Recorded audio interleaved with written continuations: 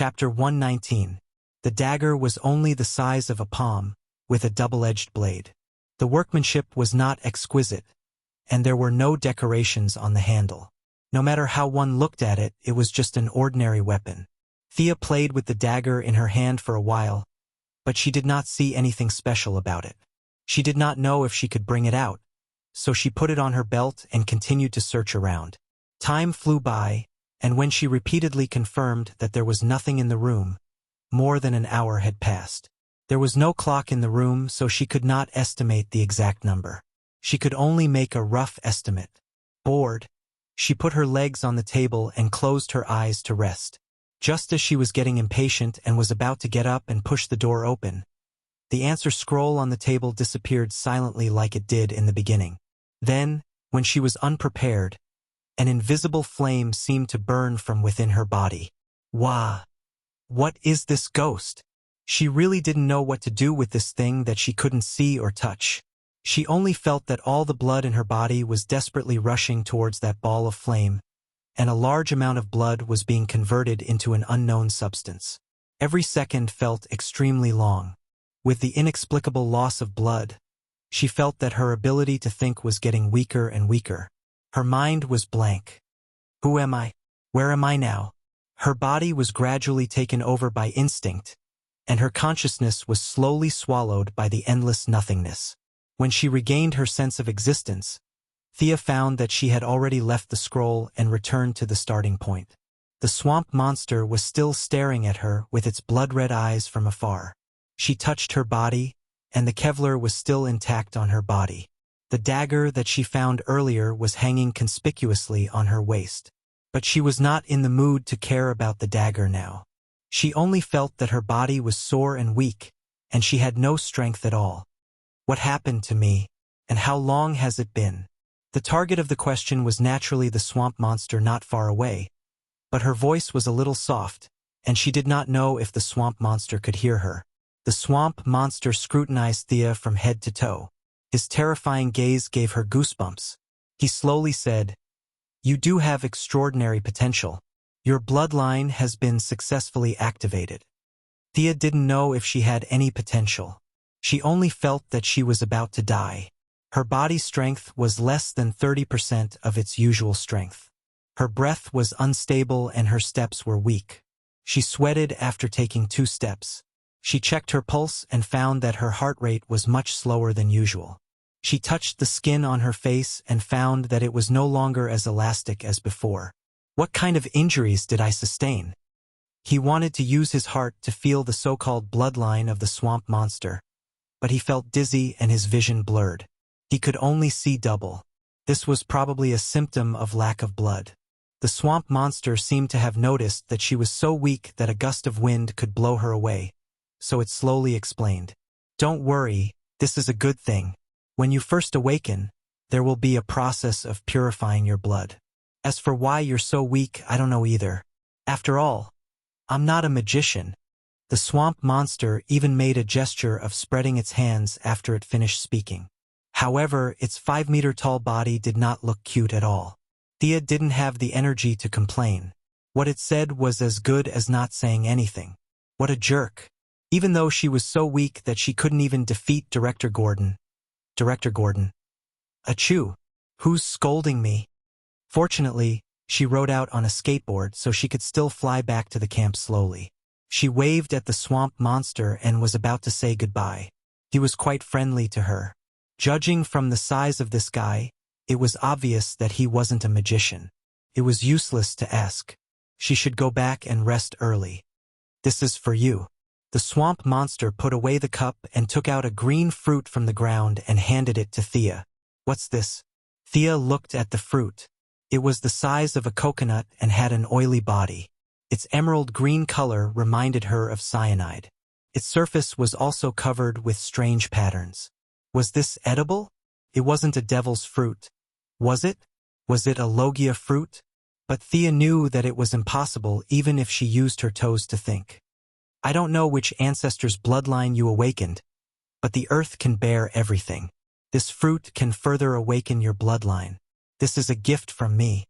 I can see every corner of the city. You've brought light to Gotham. You're a good child. Justice needs your strength." Even though she was praised by a 5-meter-tall green creature, Thea was still quite happy. It seemed that there were some benefits to her urging the rain every day. She smiled as she took the fruit. This thing could awaken her bloodline again? It didn't seem too bad. Thea was a little scared after her previous experience. Plus, she was extremely weak. She should keep the fruit for now. Looking at the swamp monster slowly sinking into the ground, Thea didn't have time to count her gains. She found the direction of the camp and flew back. Fortunately, after the 2 recent attacks on Arkham and the fight between the major crime families in the city, the villains in the city had all been summoned away. The spectacular scene of being greeted by rocket launchers when she first arrived in Gotham did not happen again. Thus, she was able to safely fly back to the base. She wanted to sneak back to her room, but she still startled Felicity, who lived next door. This girl had been getting closer and closer to Catwoman recently. The 2 of them were playing games in the room. When they heard her movement, they both came out to ask, "Thea, what's wrong?" Catwoman had been avoiding her for the past few days because she thought of her as a big boss. But now that they met face to face, she couldn't pretend not to know her. She quickly asked when she saw that something was wrong with her pale face and unsteady steps. How should she explain? If she said that she had obtained a bloodline or something, it wouldn't be a problem if these people knew. But she had to consider Batman's unnatural attitude of hatred. She couldn't afford to lose the reputation she had gained.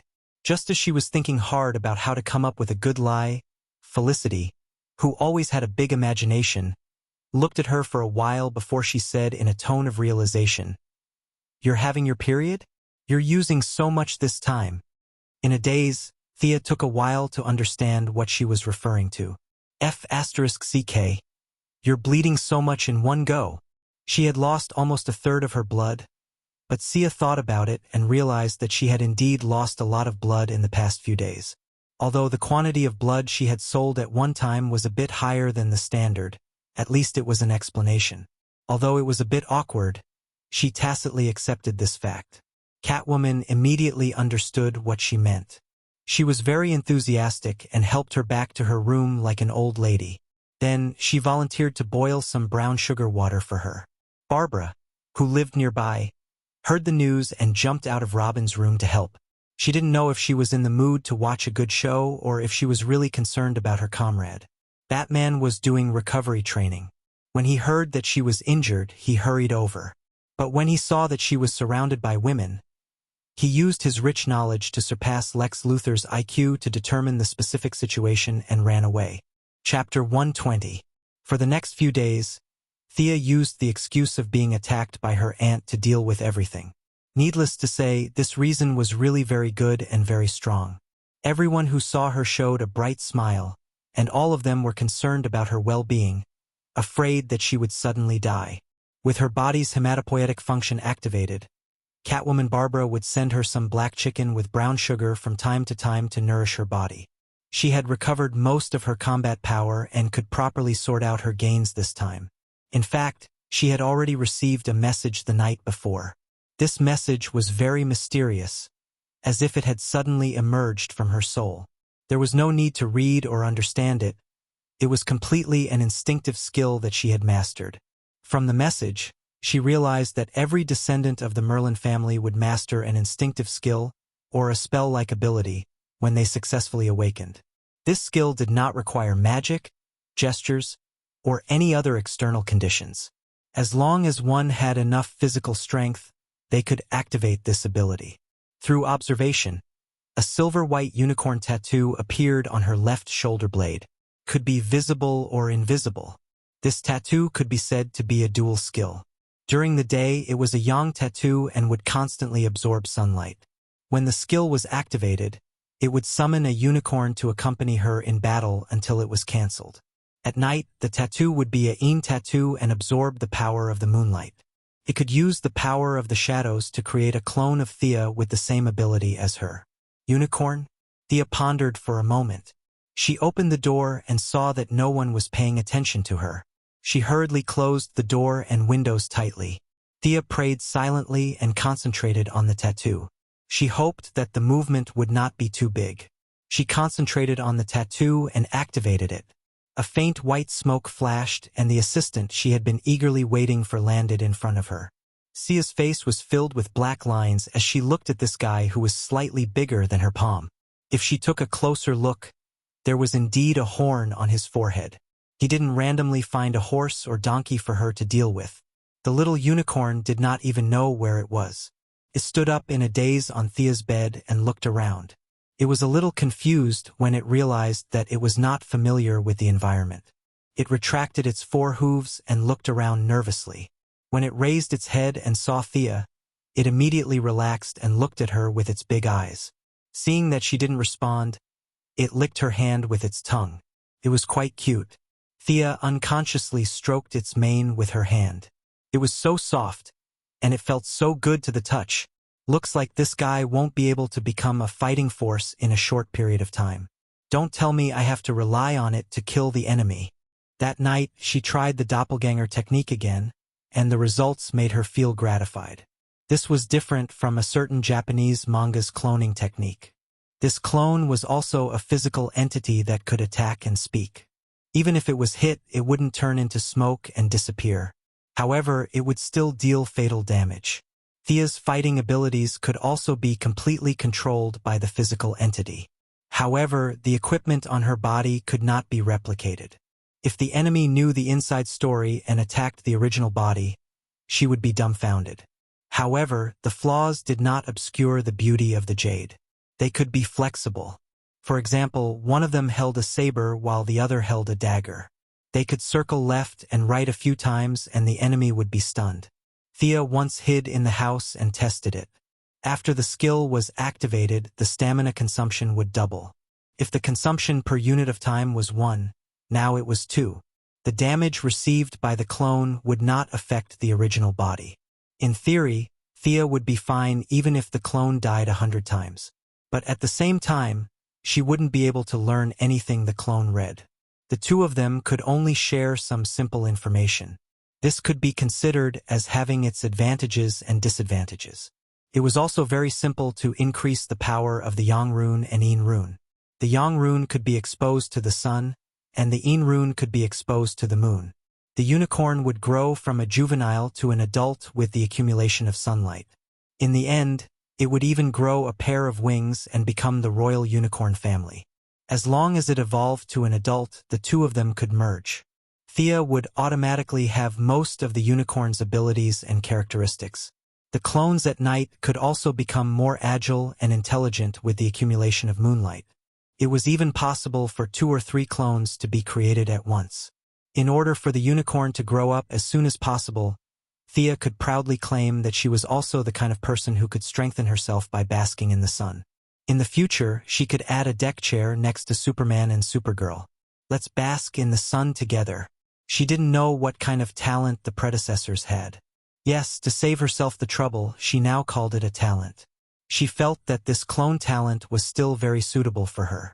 After all, her mind was filled with fighting and killing. This skill had unknowingly doubled her combat power. If she wasn't afraid of exposing herself, without the technological equipment, Batman would no longer be her opponent in a one-on-one fight. Speaking of the concentration of the bloodline, it was necessary to talk about the process of blood loss at the end. Although there wasn't much information at this time, Thea could still analyze that it was a process of burning blood and returning to one's ancestral roots. She could now feel that there were 2 drops of golden blood in her heart. She didn't know if it was because she had completed the trial too well, but the purification process was completely at full power. Theoretically, the energy that could only be converted into 1 drop of blood was excessively stimulated, and 2 drops of blood were purified. This was also one of the reasons why she was so weak. A normal person would be finished after losing 15% of their blood, but she lost 30%. Looking at the suspected devil fruit that the swamp monster gave her, she didn't dare to try it lightly. At least she had to be completely healed first. The scroll that had caused all of this had been completely destroyed. Before it was completely destroyed, it also transmitted a stream of information to her, but this information wasn't as clear as the information about her talent.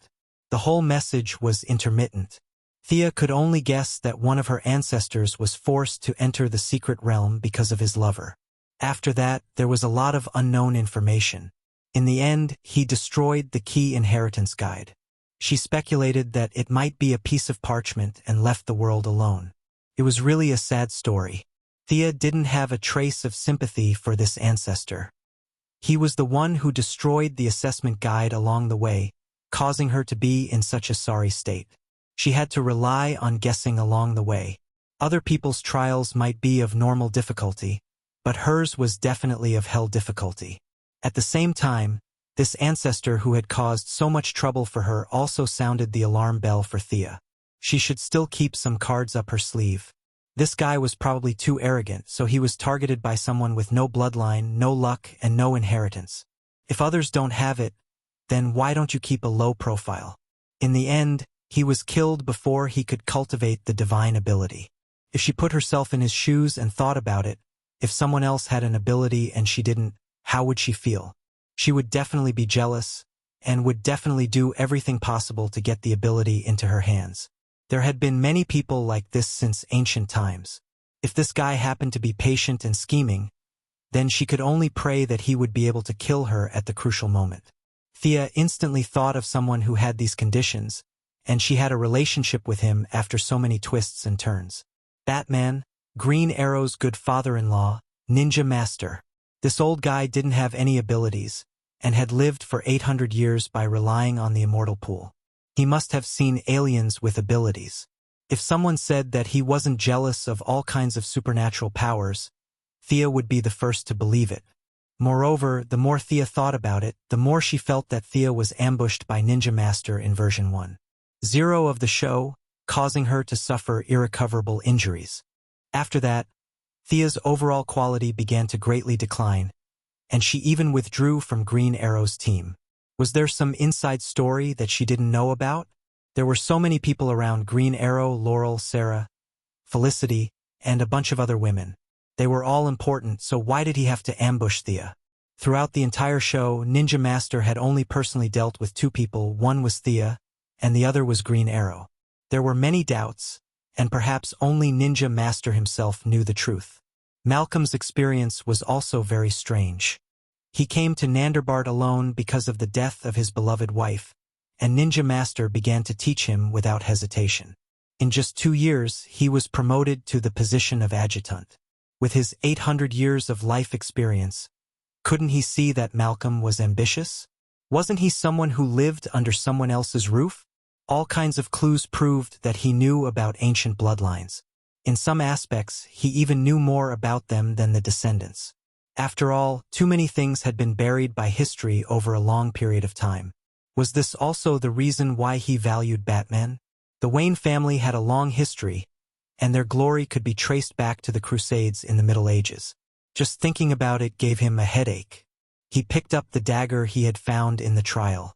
At first, he thought that the black blade was rusty, but after rubbing it a few times, he realized that this was the color of the dagger. There were a few words engraved on the dagger and the handle. Thea, who could barely be considered a mage apprentice, used the knowledge she had memorized and the search engine to finally understand the meaning of these words. Black Fog, Chapter 121. Through the transformation of her bloodline, Thea's perception had undergone earth-shattering changes. At this time, the originally illusory perception in her body and the spiritual power derived from her bloodline merged to form a looming energy, which could be called magic power for the time being. When she used this magic power to communicate with the inscriptions on the dagger, she would use a special method to change the appearance of the original magic power and launch it out. The consumption of magic power was very small, and the consumption was the dagger's own energy. The user only played the role of guiding the direction. But it was this function that made the essential difference between a normal person and a mage. After playing so many games, Thea quickly figured out the purpose of this weapon. Could create a pure black fog in the line of sight. She didn't know what the original designer thought, but in any case, outsiders couldn't see through the fog, and the people in the fog couldn't see anything, including Thea, who was the one who released the fog. This thing was originally used for running away, right? But now, technology had developed to the point where there were smoke bombs. The magic power of this dagger was somewhat useless, and the black fog was only aimed at human vision. Using thermal imaging technology, one could still see that there was a living person inside. Thea played with the dagger a few times. The main character could pick up a storage ring or a dragon egg after falling down, but she only got a broken dagger. What bad luck! She rewrote the contents of the parchment that she had hurriedly memorized and tried to find common points through the engraving method on the dagger. But to be honest, the effect was really bad, and there were too few references. There were some results on the internet, such as the story of Merlin and the female ghost, the battle between the snowman and the mage Merlin, and all kinds of information mixed together, and it was impossible to distinguish between the truth and the lies. Thea didn't dare to practice recklessly. Most people would go crazy at a high level, and it would be too ridiculous if she practiced the wrong path as soon as she started. There was also no one to guide her. The swamp monster did mention the Xanadu Madam, but he also said that she was a mysterious person, and that she was the descendant of some ancient race and could live forever. Compared to her, the ninja master was like a child. For this kind of person, her concept of time must be incomparably indifferent. It was very likely that she would only realize this matter 10 years later. If he waited for her, it would be too late. In fact, there were still a few magical heroes in this world. At least Thea knew of Constantine's great name. However, she remembered that this person was like a reincarnated pervert. She didn't want to be attracted to him. Since he couldn't figure it out, he could only take it one step at a time. First, he had to recover his body, adjust his condition to its peak, and then eat the fruit of the earth that the swamp monster gave him. Although her body was weak and she couldn't practice martial arts with Batman, she didn't completely rest. Considering the fact that his future enemies were all monsters, he had to increase his own strength. Magic was not something that could be mastered in a short period of time. It required a lot of study and accumulation. Of course, like Shazam, who dreamed every day, "I want to fly to the sky and stand side by side with the sun. The world is waiting for me to change."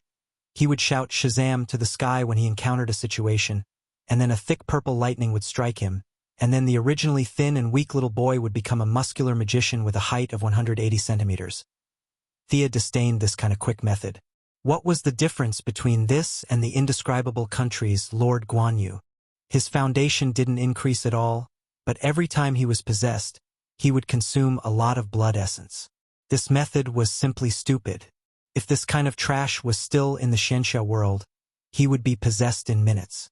During this period of time, taking advantage of the good moment when her relationship with Batman was at an all-time high, Thea asked to borrow the Bat Belt to take a look. Bruce didn't refuse this junior who he valued very much. Thea could finally see this legendary belt. Before, it was exaggerated, but after careful analysis, it actually had a very simple principle. Because he used a lot of nanotechnology in the belt, his weapons were not suitable for himself, but this nanotechnology was very high-end, which made Thea's eyes light up. Batman's nanotechnology was not the same as Ray Palmer's. One of the two nanoscaled weapons, the other nanoscaled himself. It could be said that they started from the same place but ended up on different paths. If she gave the nano suit to Batman with his pride, he wouldn't turn into a small person to fight. Similarly, the Atom Man couldn't use his various weapons because he didn't have such a high martial arts foundation. This belt inspired Thea a lot, and she had begun to develop her own new technological equipment.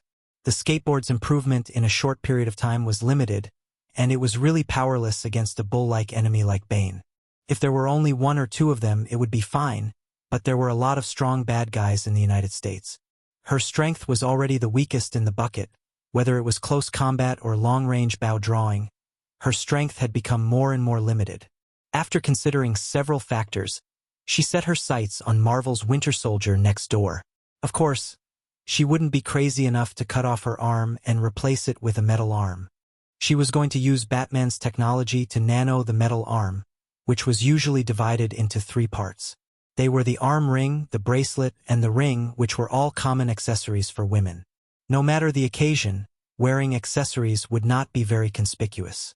When encountering an enemy, she could turn on the switch on the bracelet, and the ring would begin to flip over to cover the palm. The bracelet would become the wrist guard and forearm armor, and the arm ring would become the upper arm armor. After the 3 were connected, The energy block designed by the Quinn Group would provide power. In theory, the limit was 10 tons. Thea also designed 3 holes in the palm armor so that 3 claws could pop out after clenching her fist.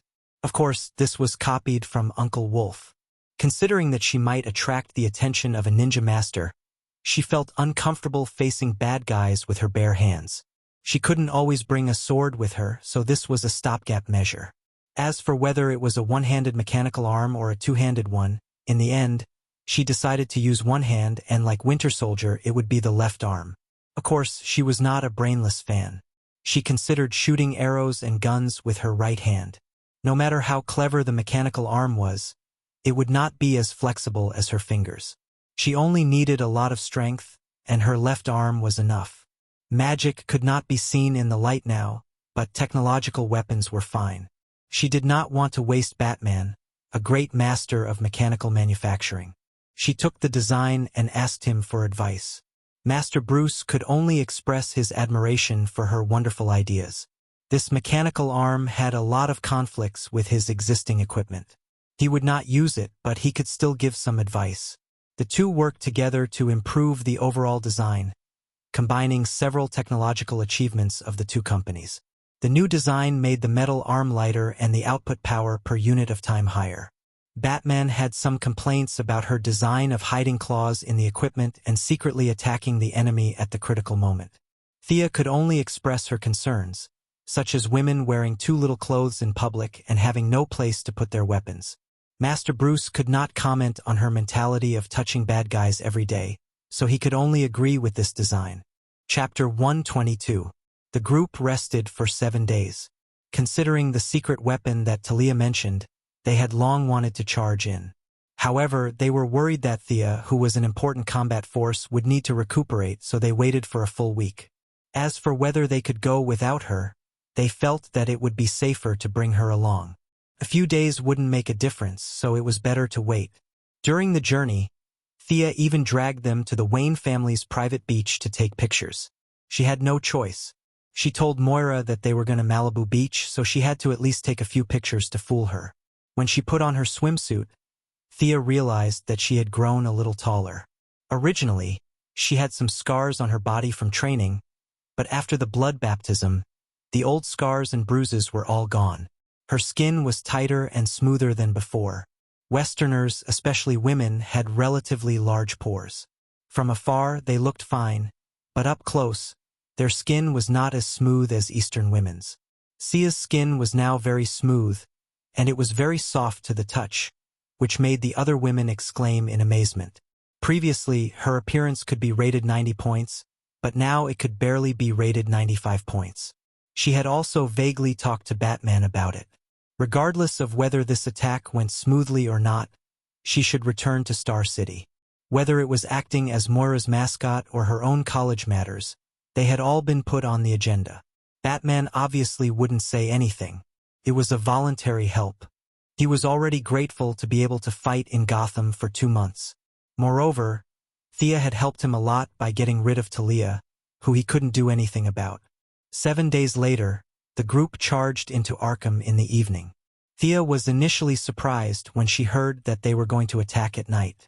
Batman still didn't dare to appear under the sun, but she had no reason to refuse. If he liked to go at night, then so be it. Batman and Thea had similar commanding methods. It wasn't convenient for him to show his face, so both of them controlled Director Gordon, who wasn't afraid of death. Since he didn't know what the enemy's secret weapon was, Batman brought all the equipment he could find. The police officers were also elites. Felicity had previously investigated and found that the original Arkham bandits had all died in the previous massacre. Despite the court's efforts to deal with them, the major underworld families did not give them any face. Ambushes and fights occurred from time to time. Considering that there were too many combat personnel in the room, the few of them discussed and only brought 50 veterans and 200 police officers to participate in the battle. Thea resisted the urge to complain about the number of participants. After all, she wasn't the one leading them. Although Master Bruce was proficient in Chinese and Cantonese, it was obvious that his folklore knowledge had not reached such a profound level. This time, Thea didn't dare to be careless. She didn't care whether it was an indoor battle or not. She went out fully armed. The entry into Arkham was unusually smooth. The fire that Miss Firefly had set before they retreated was still there. A third of the asylum was burnt down, and with the recent gang fights, the exterior was not taken care of properly. However, no one was careless. Batman did not enter with the main group. No one knew where he was hiding, pretending to be mysterious. Thea and her old partner, Miss Firefly, acted as long-range attackers. Although the two had a cold reputation, they had worked together many times and had some chemistry. But the tacit understanding soon disappeared. Batman used some kind of device to detect Mr. Freeze's existence, and commanded Firefly to fight him in his earpiece. Not long after, the two Talon members also jumped out to cause trouble. Batman then sent Barbara and Robin to deal with their old rivals. From time to time, groups of 2 or 3 gangsters would shoot at them. The whole team could only leave a few people to deal with them. As they went deeper into Arkham, the number of people by Gordon's side decreased. There were gunshots and explosions all around them. Was this a war of attrition? Thea also felt that this tactic was shameless. Even if they won, they would suffer heavy casualties. However, under such circumstances, they could only grit their teeth and fight their way in. Ah! With an angry roar, a guy with a large can on his back charged out.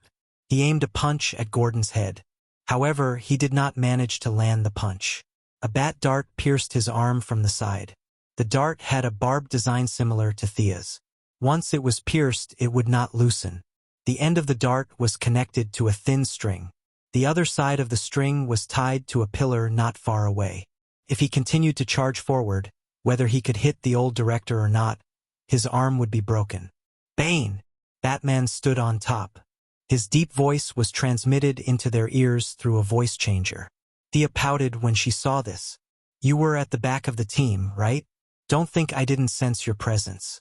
If you saw the enemy, you would have jumped onto the platform.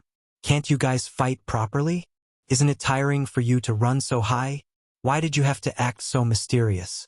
You must have used a Talon gun to get up there, right? Why did you jump down after receiving everyone's admiring gazes? Actually, Green Arrow also had this bad habit. Why couldn't she speak properly?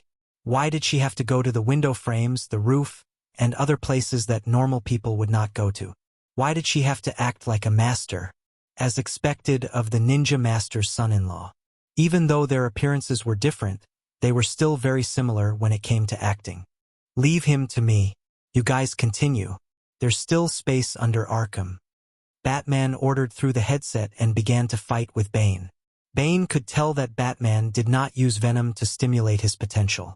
Most likely, he was still traumatized by Thea. This time, he was purely using his martial arts skills to fight with Batman. Thea looked at him. He was indeed quite strong. If she fought him alone, she would not be able to take him down. However, if she used the magical version of left and right intercombat, he would not be able to last more than a minute if two Thea attacked him together. Seeing how serious Batman was, Thea did not plan to gang up on him. Only by defeating Bane would he be able to become the invincible Batman again. This was a knot in his heart. He and Catwoman protected Gordon as they led the remaining people into the depths of Arkham. Catwoman quickly found the elevator that led underground. Catwoman, who was a master of unlocking, opened the elevator door in a few seconds. They did not encounter any enemies underground, nor did they find the secret weapon that Talia mentioned. Instead, they found a large number of Gotham citizens. There were too many of them. There were at least 1,000 of them. All of them looked dispirited and many of them had fainted. Gordon and Thea's team of less than 50 people could not transport them. The elevator could only transport 12 people at a time. The fight above was like a battlefield. These people would be courting death if they went out. However, many of them were already in serious condition. There were people fainting on the ground every minute. Gordon, who lacked the quick thinking, automatically looked at Thea. His meaning was, Batman is busy outside. Please come up with an idea. Thea pondered for a while. Felicity, how many meters are we underground? Use the 3D model to see if there are other tunnels nearby. It was impossible to transport 1,000 people in one elevator. If they really transported them, half a year would pass. Chapter 123. There should be an underground passage, you guys. Look for it. Old Master Batman spoke in the earpiece. His voice was intermittent, making people suspect that he was doing some kind of pleasurable exercise.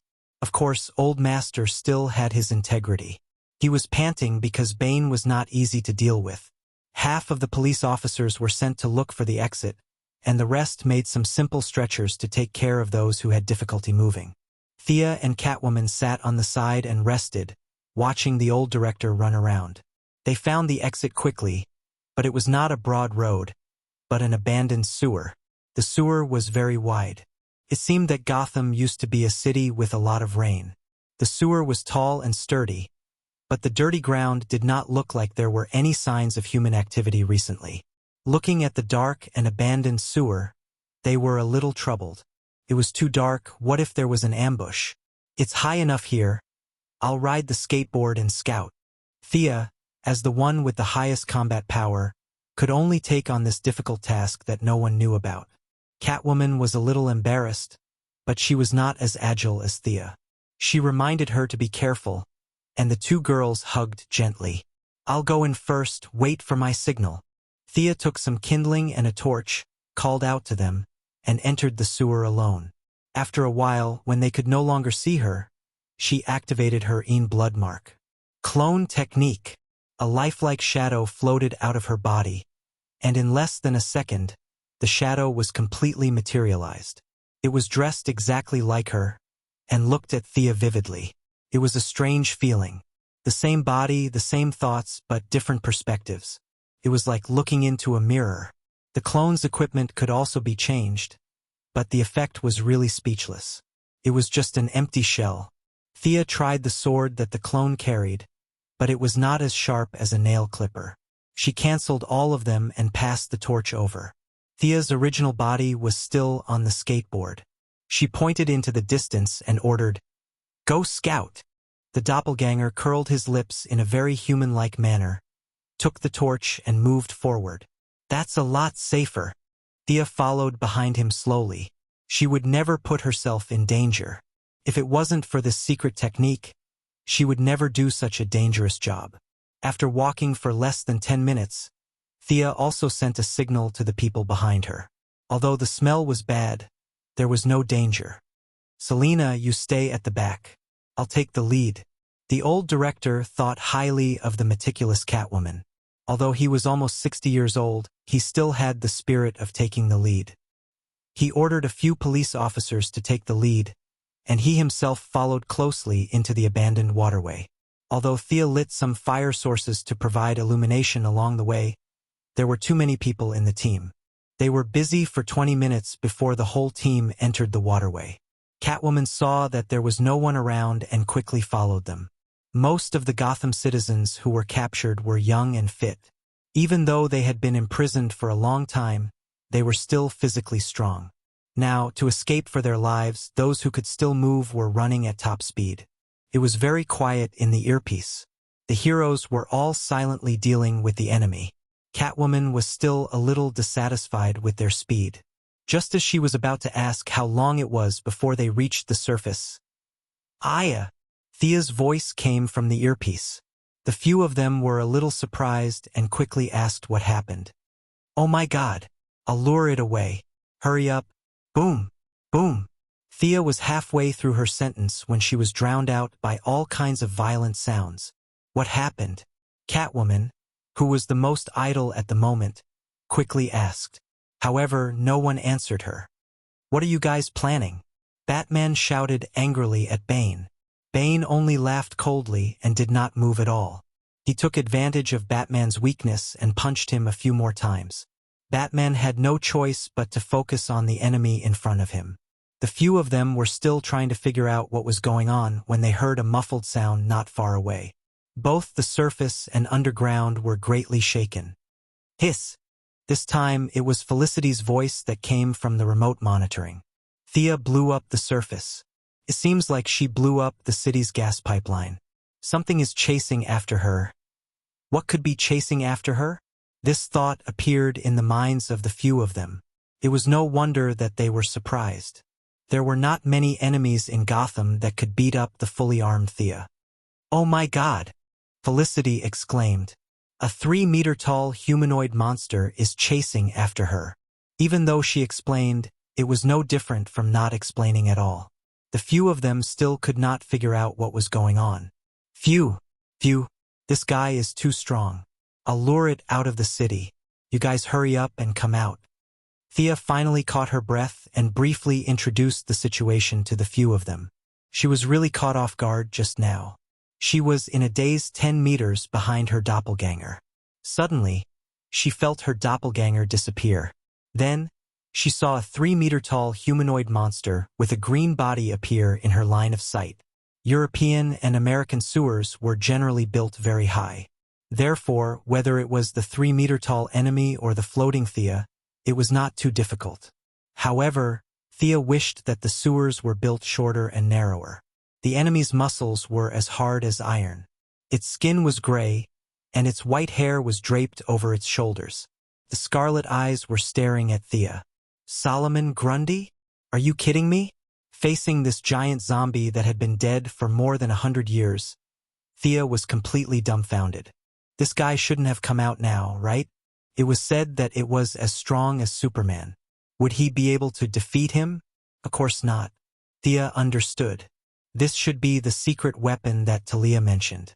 The Court of Owls must have used some method to activate the giant zombie in advance and ambush them in the sewers. Are they trying to catch all of us in one fell swoop? Fortunately, she sent her doppelganger to scout ahead. Looking at its big fists, even if she was protected by a Kevlar combat suit, she would be done for. Thea did not want to fight this guy underground. She communicated with the magic of the black mist dagger. A black mist that could even absorb light enveloped the giant zombie. Since she did not know the effect of the black mist, Thea created another doppelganger and passed by it. The result was satisfactory. The giant zombie kept smashing around in the black mist and did not notice the doppelganger that slipped past it. Thea did not say anything and flew over the giant zombie's head. When she flew 30 meters away, she was also afraid that this guy would cause trouble for the large group behind her. Although she knew that it was invulnerable, she still wanted to use her speed advantage to pull it away so that the citizens would not be scared and pee their pants. Thea drew her bow and knocked an arrow. The target was too big. There was no need to aim. Thea shot at the center of the black mist. Chapter 124. The zombie seemed to have sensed the attack and rushed out of the black fog according to the direction of the arrow. Thea glanced at the zombie and saw that her arrow had fallen to the ground. Very good, very strong. It did not break through the zombie's defense at all. Without another word, she ran. However, she had underestimated the zombie's super strength. With its powerful strength, its speed was also unbelievably fast. It did not even slow down when it turned corners. With its huge body, it would probably catch up with Thea in a few seconds. Knowing that the environment here was limiting her ability, Thea controlled her doppelganger to run in the opposite direction to buy herself some time. As expected, the zombie was confused by this action. Its slow brain did not know which direction to go. Thea could not race with it in the tunnel. She had to return to the ground and fly up quickly. She looked around and took out a flame arrow, aiming it at the gas pipeline. After thinking about it, she felt that it was not safe. She threw a cloud of black fog in the zombie's path and created a new doppelganger. She handed her a gun and pointed it at the gas pipeline. Thea's original body quickly ran away. What happened next was what Felicity saw. The entire Arkham area was shaken by a huge earthquake.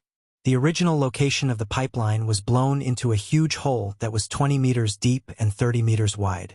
Thea successfully escaped into the sky, and the zombie Grundy was exposed to everyone's sight.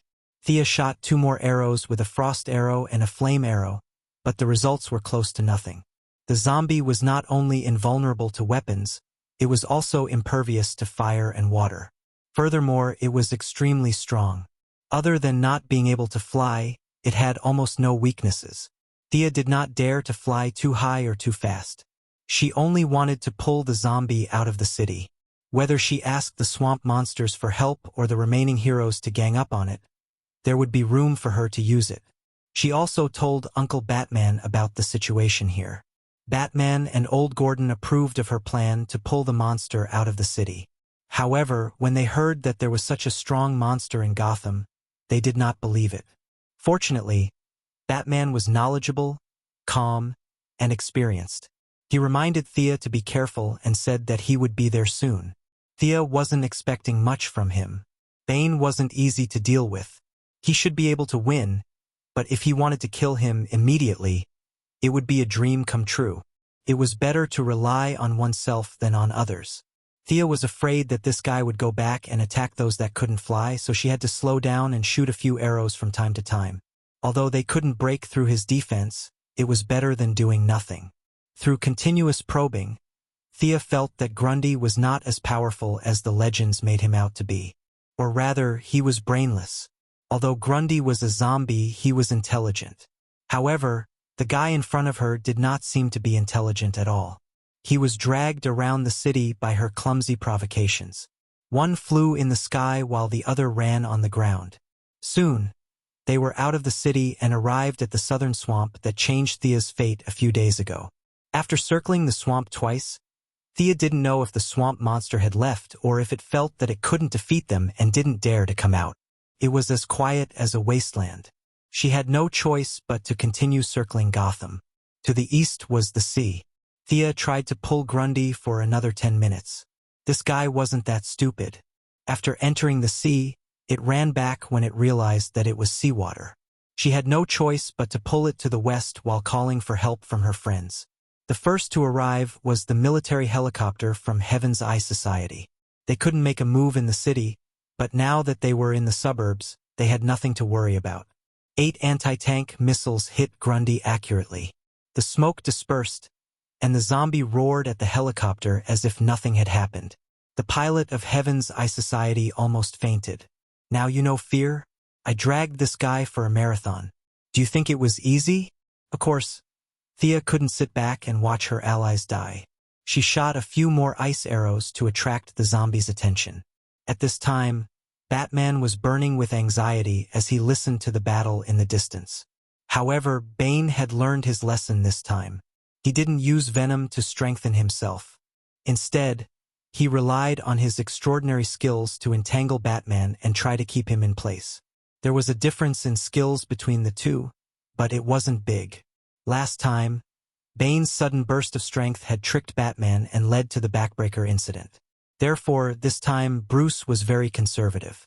40% attack and 60% defense. Bane was also a little scared by the venom attack last time. He didn't dare to use his full strength. Anyway, the mission of the Owl Court was to hold Batman back. He didn't have to risk his life. Batman could guess what he was thinking. Thinking to himself, he raised his hand and threw out a smoke grenade. Bane reacted quickly. His first reaction was that his opponent was going to run away. How could he let that happen? He used the throwing technique that he used to fight in underground boxing and pounced on his opponent's waist. You were fooled. Batman's smoke bombs were all feints.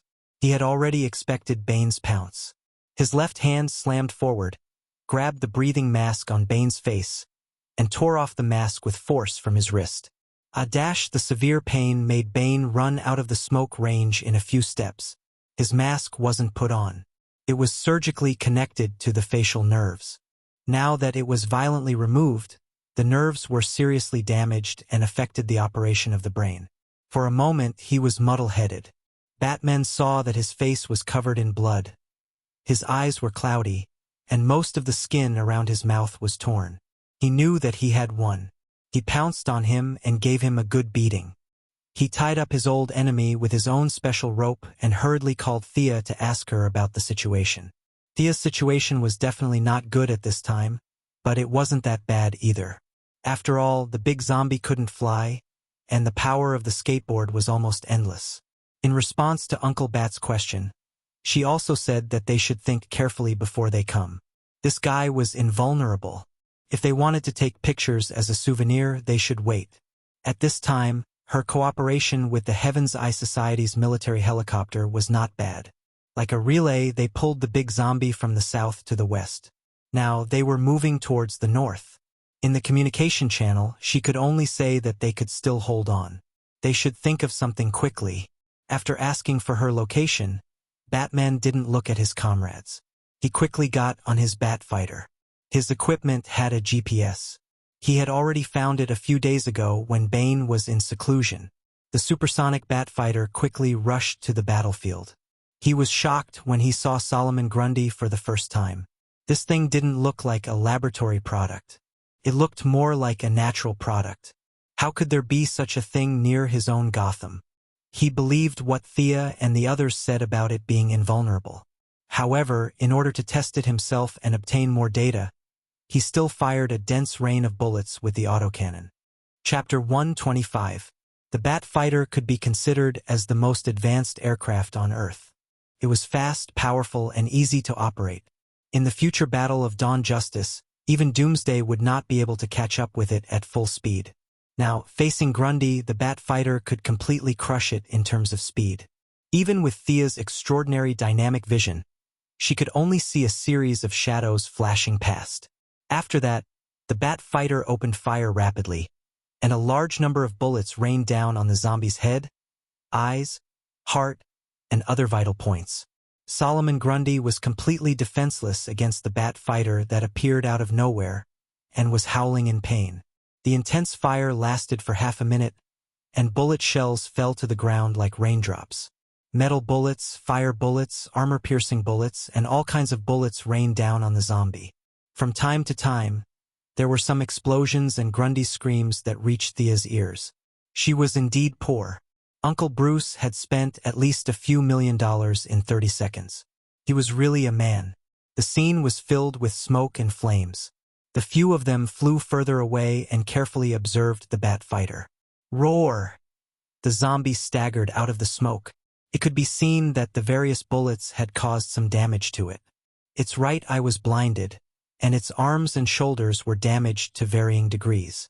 There were many bullet holes on its pale skin, but there were no penetrating wounds. This meant that the bullets had been blocked by the layer of muscle.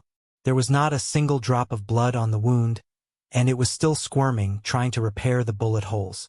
It seems to be recovering, and it's not slow. Thea turned the detection function on her glasses to the maximum. She was a little disgusted by the white, dead flesh, but she still reminded him. Does your freezing have any effect on it? Batman naturally saw it too. He was also helpless. The recovery speed was too fast. In just a few seconds, the blinded eye had already grown back. His Batfighter was mostly used for traveling. It was not a fighter, so it did not have that many bullets. Part of it, but this guy is too strong. Can break free on its own. In order to let him see clearly, Sia quickly rushed up. When she was 200 meters away, she shot an arrow. The arrow pierced into the shoulder of the big zombie. The freezing effect was not bad, but it was quickly shaken off by the zombie. Batman studied it for a while. It seems to be able to suppress its recovery speed. What he said was pure nonsense. Any atomic structure could be frozen, and if it was frozen, there was no way to recover. Thea cursed silently but did not reply. Do you have any good ideas? Batman didn't say what he thought. Instead, he asked her from the perspective of a senior looking at a junior. The best way was to call a few especially fierce ones to fight it, but Master would definitely not do that. Laser weapons won't be very effective against it, and nuclear weapons can't be used easily. I think we should find a place to freeze it and bury it deep underground. To be honest, this idea was similar to what Bruce had in mind. His plan was to find a valley to lure it in, block both ends, and then pour high-speed cement inside. It was hard to say who was the wiser one, but it was all a trick to take advantage of the zombie's weakness of not being able to fly. Both of their plans were reasonable, but they also had shortcomings. Thea didn't have that many arrows, and there weren't enough valleys near Gotham. Just as he was considering which plan to use, Catwoman's voice sounded in the communication channel. Talon ran away, but we caught Mr. Freeze together. Can we use his freezing ability? Catwoman's voice was definitely not calm. It was easy to guess that they had spent a lot of effort to capture Mr. Freeze alive. This was good news. Thea's freezing arrow could only be used in emergencies, and it didn't last long. Magic still couldn't be seen in the light of day, and she didn't know how to summon wind, rain, fireballs, and icicles. In fact, that kind of magic had disappeared from the world. No matter how powerful a fireball was, it couldn't be more powerful than a missile. Magic was more reflected in its mysteriousness and indestructibility. Okay then, let's use the freezing plan. Batman also felt that it wouldn't be easy to find a deep hole in the mountains. If he accidentally ran into another superhero's territory, he would be embarrassed. Then, he discussed the specific measures with Thea in the communication channel. Needless to say, they found a lot of problems. First of all, Freeze's gun didn't have such a long range. Even though Catgirl and the others took off his helmet and put a dagger on his neck to threaten him, he couldn't do anything about it.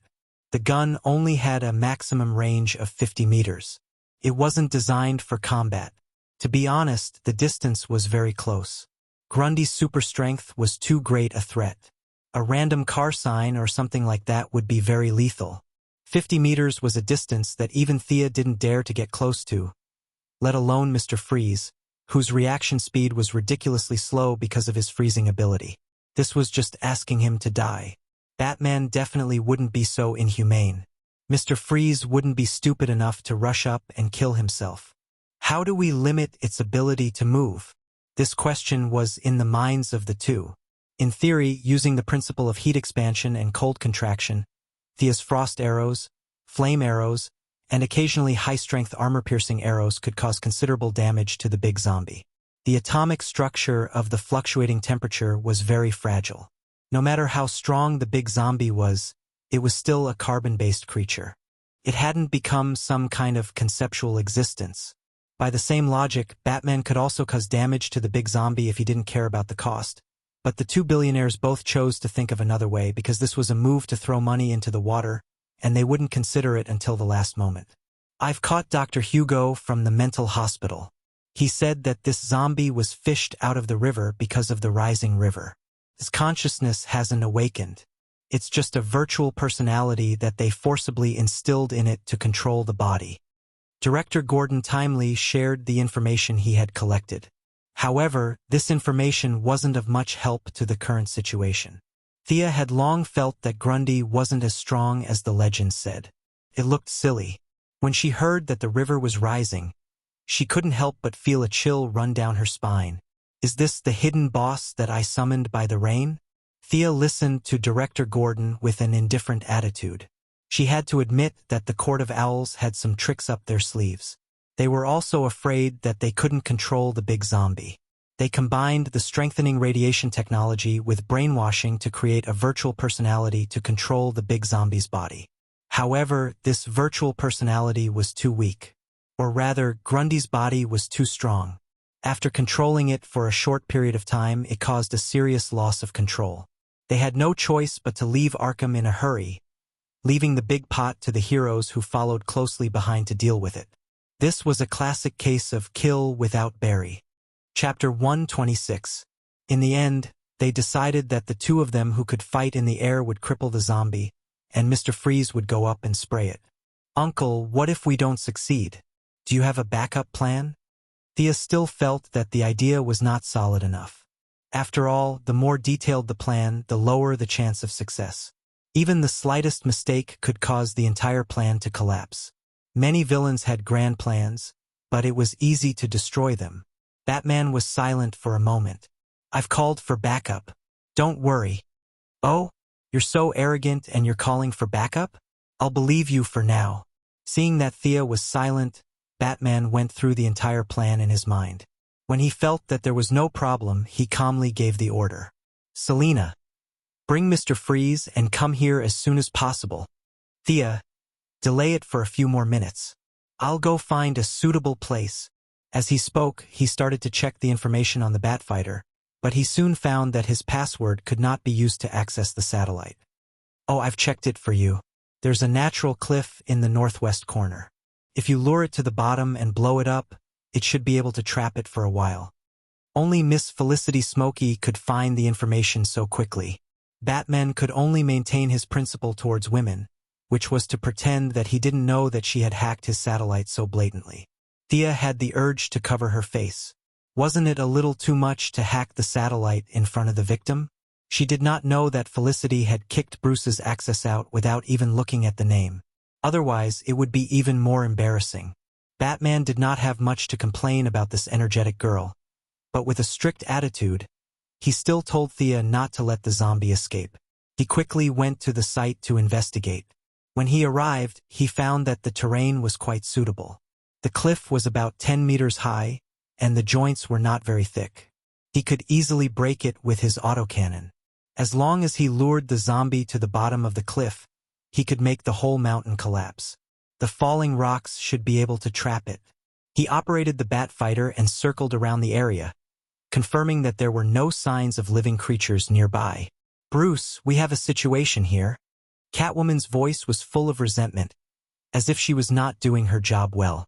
Batman listened quietly and said to Thea, "Pull her over to me. I'll go get Selina." After he finished speaking, he left Thea a set of coordinates and rushed towards Gotham City.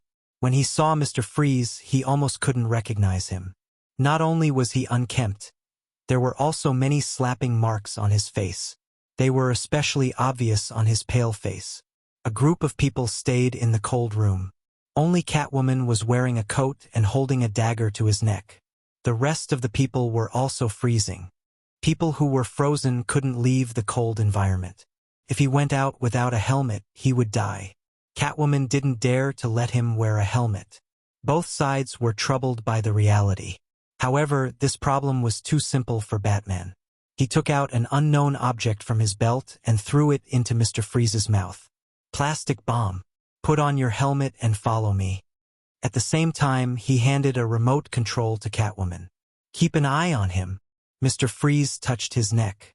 He didn't dare to bet his life on the bomb. He reluctantly put on his helmet and boarded the Batfighter with the sci-fi-looking freeze gun. When Catwoman boarded the plane, Barbara and Robin realized that there was no space on the plane. Batman also didn't want his apprentice to fight such a fierce zombie. Felicity was controlling the satellite anyway. He just needed to tell them to watch the live broadcast. They quickly rushed to the preparation site. Thea was still on the way. She had no choice. The zombie's speed was her weakness. She had to dodge the cars and trees it threw at her from time to time. Thea couldn't speed up at all. She could only fly slowly.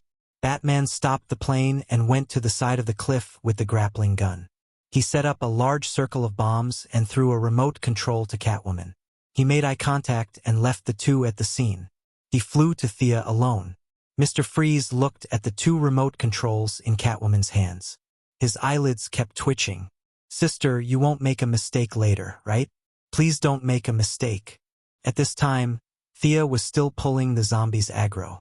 The Sky's Eye Society's military helicopter had returned early because of the lack of fuel. When she saw Batman coming to pick her up, she didn't say anything and just left everything to him. It would be a lie to say that she wasn't tired. She concentrated on moving from the center of the city to the south and circling around the city for a few hours. She attacked at night, but now it was dawn.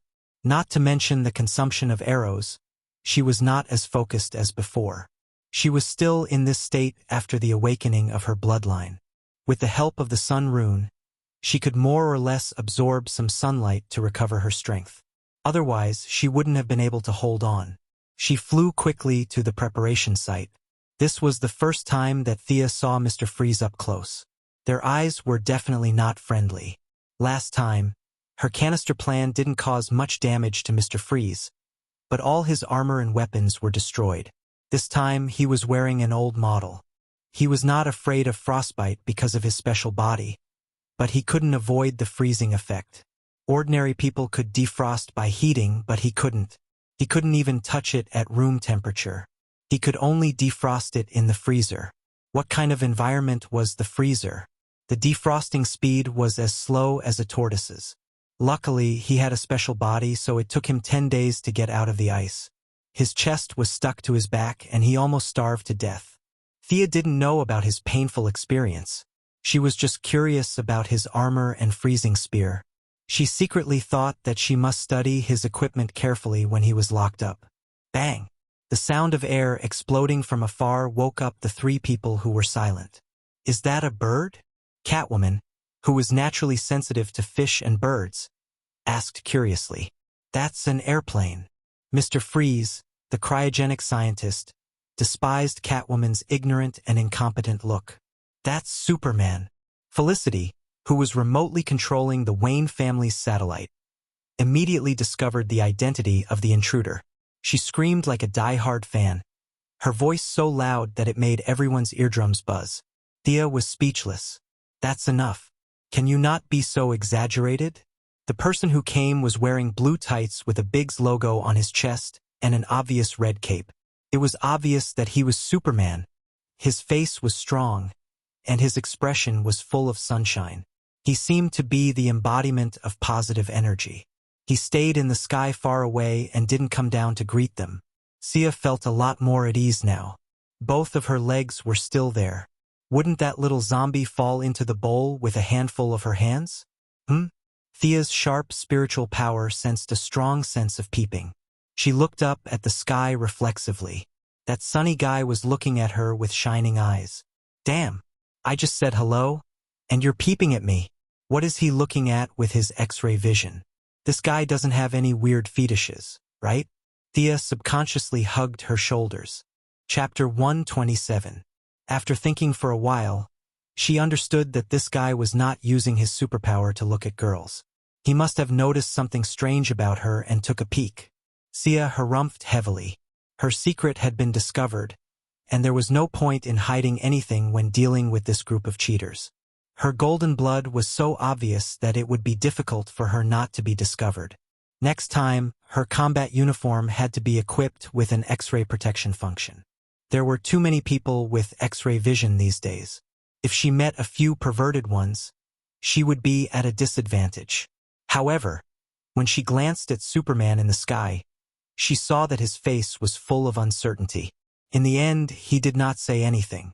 He just greeted Thea thoughtfully and did not say anything further. Could it be that this guy did not see it? Ancestor Merlin's bloodline was very powerful. It came with a shielding function.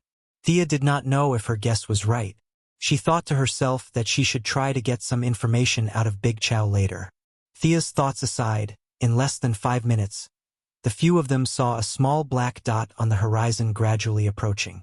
The bat fighter was afraid that the zombie could not catch up, so it did not dare to drive too fast. It could only fire a few shots and fly for a while before firing again.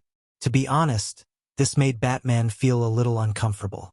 His fighter could fire backwards, but it was really uncomfortable to shoot and stop like this. He also had to concentrate on avoiding the ground-to-air cars and electric poles thrown by the zombie.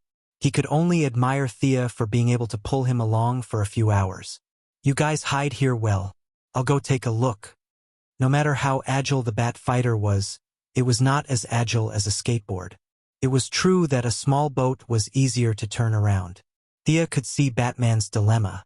Seeing that Superman had no intention of going up, she could only go and help. However, when she was less than half the distance, an accident happened. Batman did not know if he was too relaxed or the angle of the fighter was too small. A boulder weighing more than 100 pounds was thrown out by Grundy like a sandbag. With a crack, it broke the left wing of the bat fighter in half.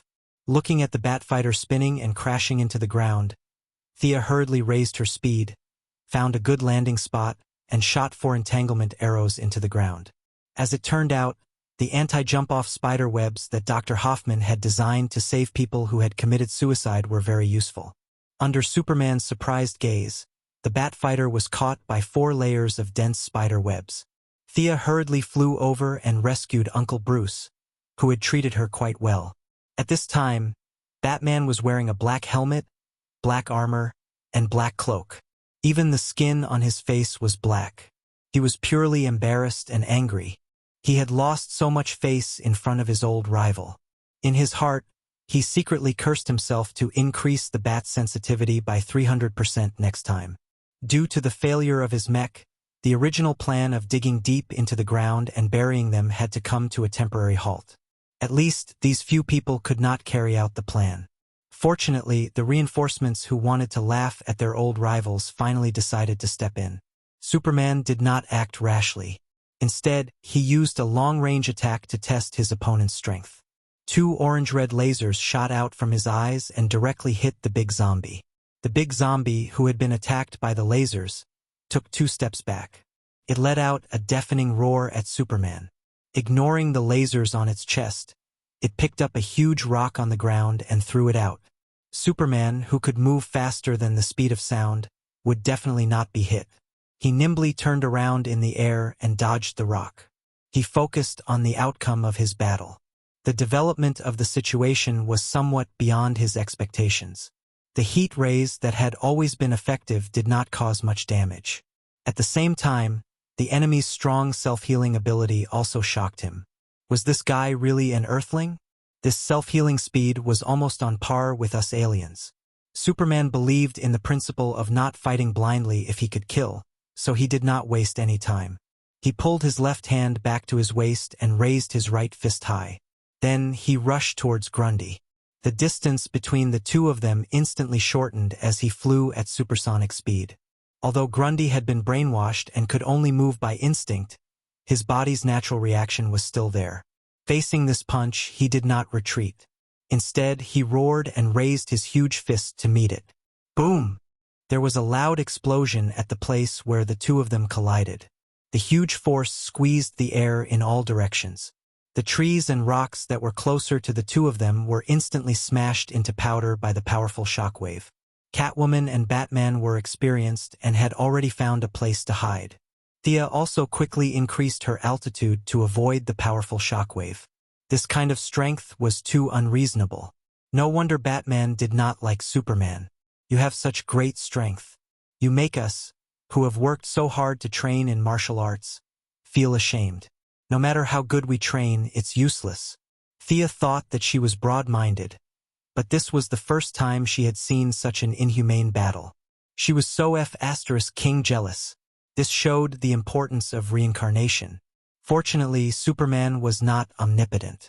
His body was too strong, and his talent points were all added to his strength, speed, and vitality. His magic resistance was frighteningly low. As long as he had a little bit of success in his magic, he could use mind control to make this guy in the red cloak kneel down and surrender. With that in mind, she felt much better. In terms of life form, at least she was much stronger than her master, who was still racking his brains. Sia also relaxed and focused on this rare battle that Gotham would witness once in 100 years. Superman had already determined that the enemy's strength was about the same as his through his continuous probing. However, his opponent did not have the ability to fly. This seemed to be something he could make use of. He started to use his mobility to fly around Grundy. Although the big zombie tried his best to fight back, the effect was minimal. Superman's fists still landed on his head like raindrops.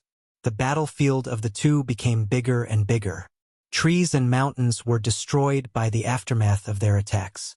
The originally flat ground was also trampled by the angry Grundy. Thea flew high and focused on the battle. Could not be helped. She did not know which idiot taught Superman how to fight. He especially liked to grab the enemy and throw them out like bowling pins. After that, he would poke at the side and pose with a cold face. As one of the grandmasters of combat, Thea did not understand. Was there a need to do this? The damage from the fall was not as good as a punch. Throwing the enemy out was just giving up the early advantage. Grundy might have thought that it was fun after being thrown around a few times, so he started to play the throwing game with Superman. Superman would grab Grundy's neck and throw him out, and Grundy would grab Superman's cape and send him flying. The battlefield was getting bigger and bigger. Thea had already descended from the sky. It was more dangerous in the sky than on the ground. She hid beside Batman. Uncle was very experienced. He had already hidden in a shallow pit and watched the scene of the battle. This was probably the reason why so many people hated Superman. He did not pay attention to the environment. The originally beautiful place was now like a wasteland after a nuclear war. The next apocalyptic movie could be filmed here. Thea only had one word left for Dachau. Brainless. The battle lasted for 10 minutes. Although the big zombie was at an absolute disadvantage, Superman was still unable to take it down. This made him a little anxious. He saw an opening and went to the side of the zombie. He punched the back of its head. Chapter 128. The zombie had completely entered its instinctive combat mode. When it heard the gust of wind coming from the side, it reached out its pale hand and grabbed Superman's fist without hesitation. The corner of its mouth curled into a sinister smile. Superman struggled a few times, but he could not break free. What was going on? Their strength had always been about the same. This guy's strength has suddenly increased.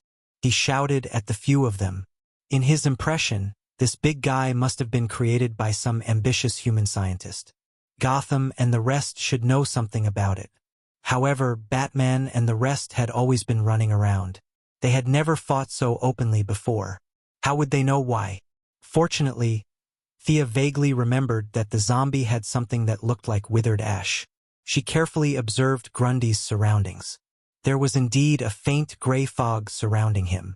Ask Superman to stop hitting the enemy's head. Didn't Director Gordon say that the court created a new personality for it to control it? Look at the fog surrounding its body. I suspect that its strength has increased. This means that the old personality is about to awaken. Thea summarized her analysis to Batman. Fog? Why don't I see it? Old Master looked around for a long time but did not see any fog. This is bad. Am I the only one who can see it?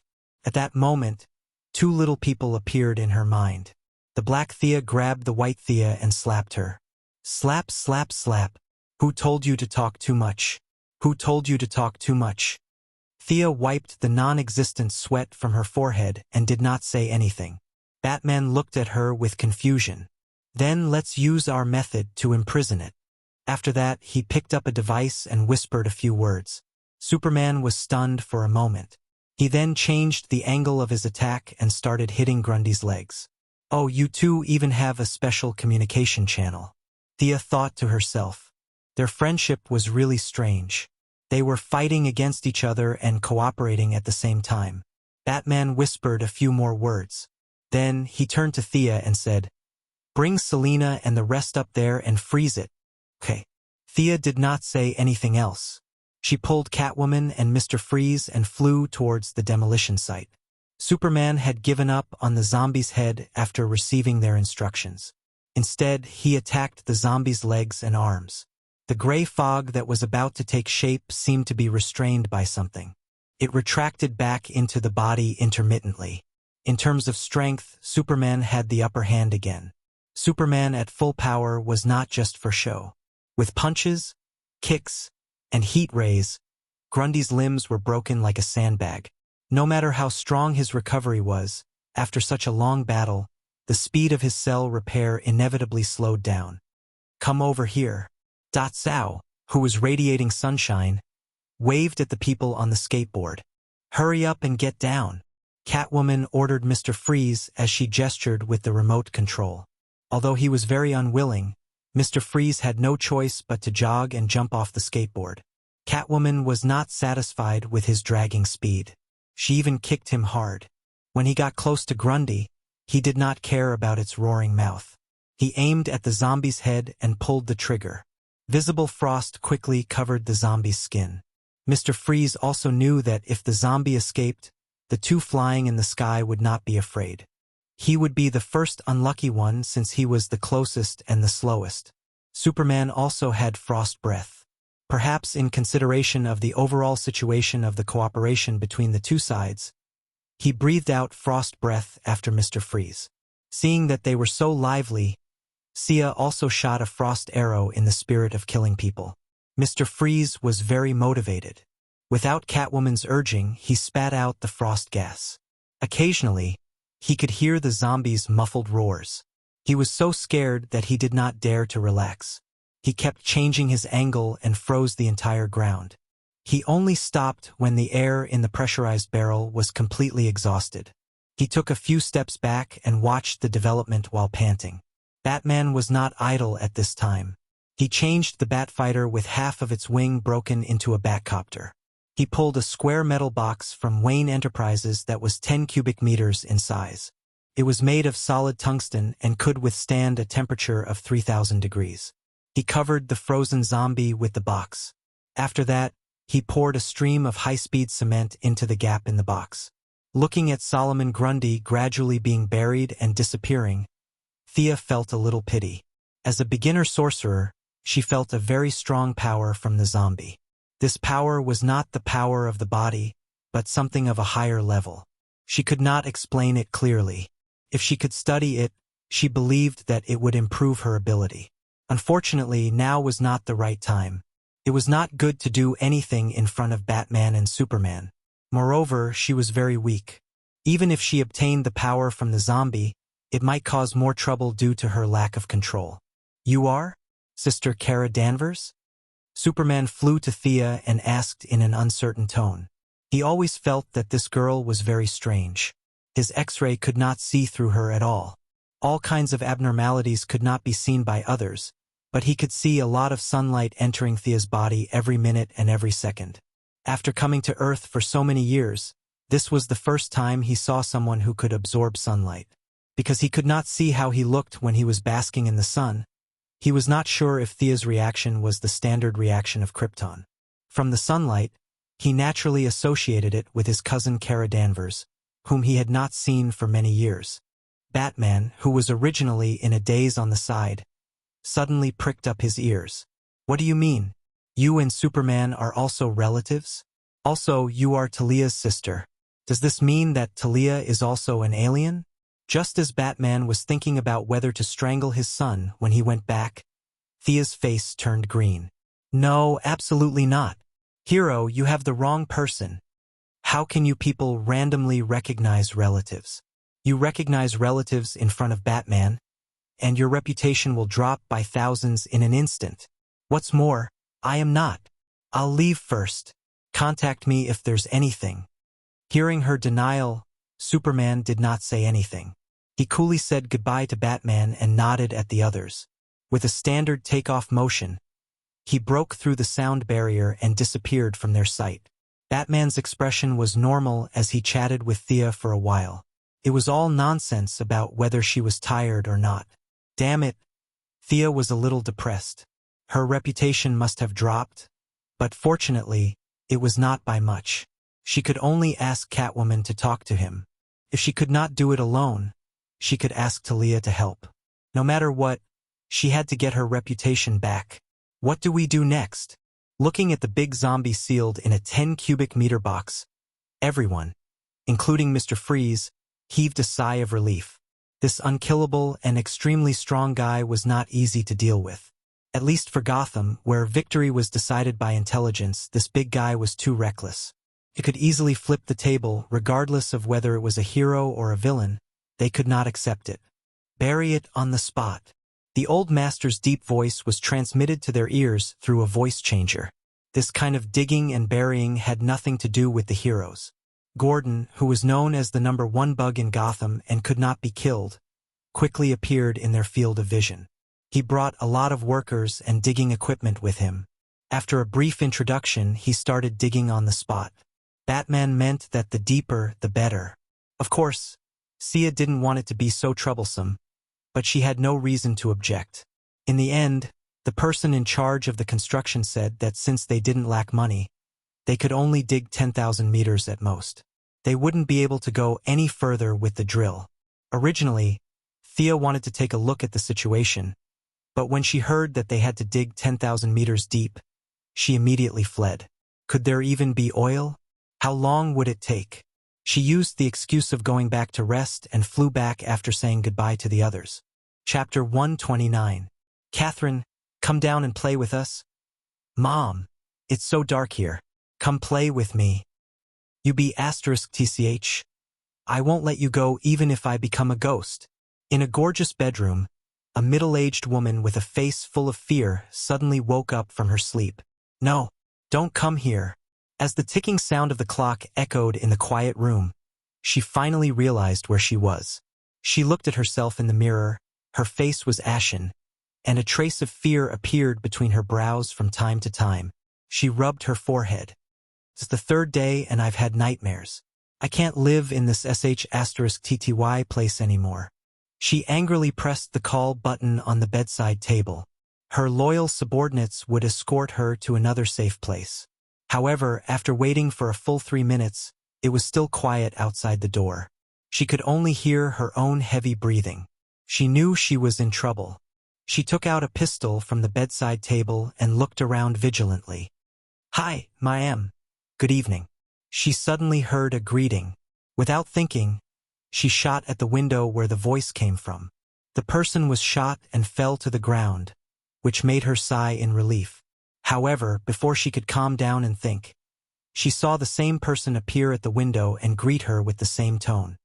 "Hi, ma'am. Good evening." When she took down the third monster, her nerves were stretched to the limit. Although she was not a killer, she was trained in marksmanship. Her shots must have hit the other party, but it seemed that the other party was not hurt. Who was this person? Or was it something else? She tried to calm herself down and held the gun tightly, trying to comfort herself. When the monster appeared at the window for the fourth time, she did not shoot rashly. She wanted to know why the monster was looking for her. The monster covered in black fog came to the window and saw that she did not attack. Instead, she looked at him vigilantly. He knew he was one step closer to success. He jumped into the bedroom. "Don't come here." The middle-aged woman named Catherine pointed her gun at the black mist figure with trembling hands. No matter how hard she tried to cheer herself up, she was still scared out of her wits when she saw such an abnormal phenomenon.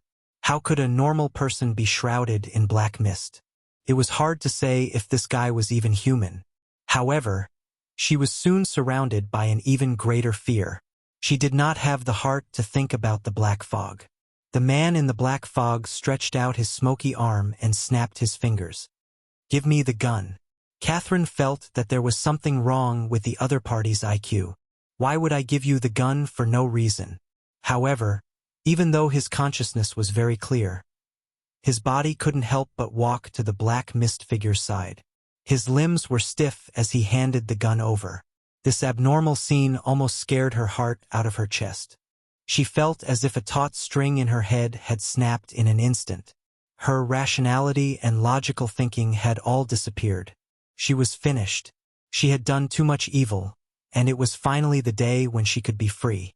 30% fear, 30% unwillingness, and a little disbelief. He trembled as he stood in front of the strange man in the black fog. The black fog monster that appeared here was naturally Gotham's good friend, Thea. After solving the Grundy incident, she also knew that her trip to Gotham had come to an end. Whether it was to help Moira in the election or to learn more knowledge, she needed to return to Star City. She spent the remaining few days thinking about how to deal with the Court of Owls. Rather than an organization, this organization was more like a loose club. The members were not fixed, but they had to be Gotham locals with sufficient social standing.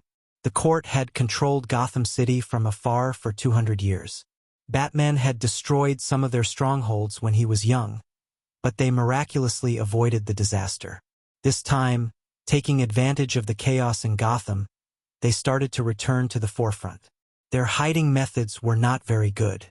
They were just hiding among the people.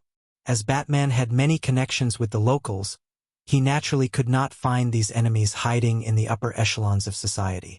Thea did not have this problem. She only needed a breakthrough. She did not need to find everyone. 3 days ago, she activated the nano-tracker in Talon's body. The woman she tracked was the court's liaison officer. For the next 3 days, Thea continuously used magic to invade the dreams of this middle-aged woman named Catherine. She used a large number of scary scenes to gradually break down her psychological defenses. Finally, she completed the preliminary control today. Of course, she would not say that she was thinking about the mind control spell to deal with a certain muscular man in a red cape. There must be a misunderstanding. Thea sighed. Although the casting process was bumpy, it was finally completed. If Merlin knew that his descendant took 3 nights to cast such a simple dream entry spell, he would definitely come out from the depths of the multiverse and throw a fireball at her face. This was the trouble of not having anyone to teach her. Thea knew that she was terrible, but this was her limit. She had to memorize the contents of the hidden map, the engraving method on the dagger, and various unreliable theories on the internet. She finally managed to cast the spell.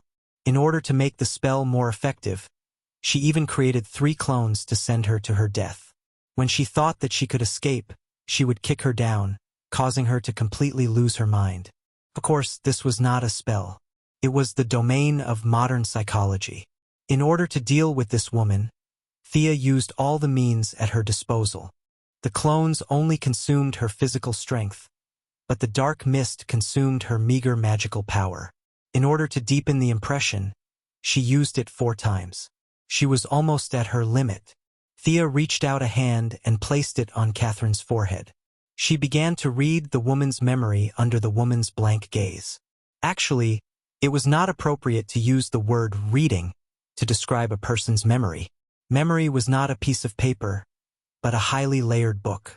Although Thea had prepared herself mentally, she had to stop after reading the 3 layers of memory on the surface. There was too much content, and she needed to keep digesting it. She had to throw away the messy thoughts and memories of the middle-aged woman and only keep the various matters about the court that she cared about. She let out a laugh that she thought was normal, but it was actually a terrifying sound after the voice changer. Thea sat on the side and took out her notebook to study how to read the woman's memory more efficiently. The liaison officer of the Court of Owls, Catherine Monroe, stood motionless in the same place. It was not that she was too scared to move, but that she had lost control of her body. After Thea violently read her memory, her brain was more or less damaged. At this time, she was muddle-headed and could not differentiate between a dream and reality.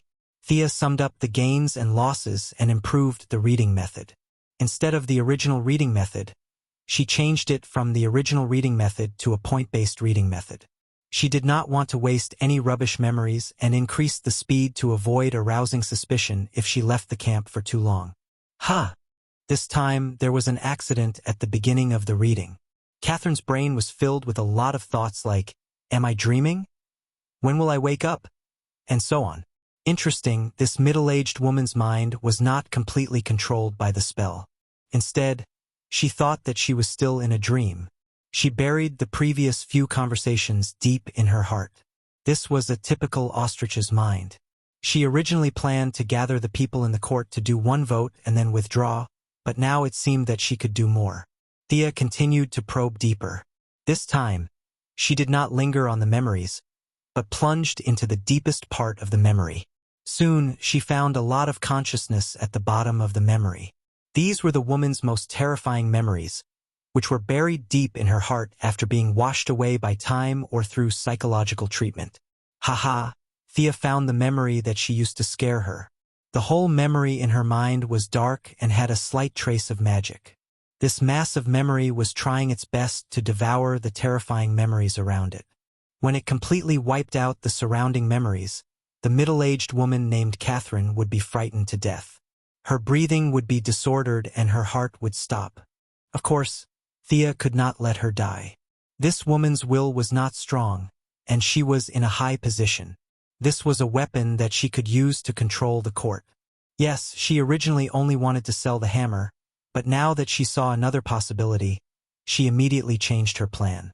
She wanted to control the Court of Owls. Whether it was for the family's wealth or to set up Gotham, these so-called upper-class people were too useful to her. Furthermore, with their help, she might be able to find a way to further her magic training. Thea began to consciously modify the nightmare that she created. Because it was more or less tainted with her own magic, the memory did not reject her. Following the steady output of her magic, the old gray memory was replaced by a memory with magic. This new memory was modified by her into a very old-fashioned obedience contract. This middle-aged woman named Catherine Monroe would acknowledge Thea's orders from the bottom of her heart. Her daily conversations and actions would not be affected at all. In addition, the memory of magic had completely taken over the area of her terrifying memories. She would no longer have any feelings of fear. Perhaps this was a blessing in disguise.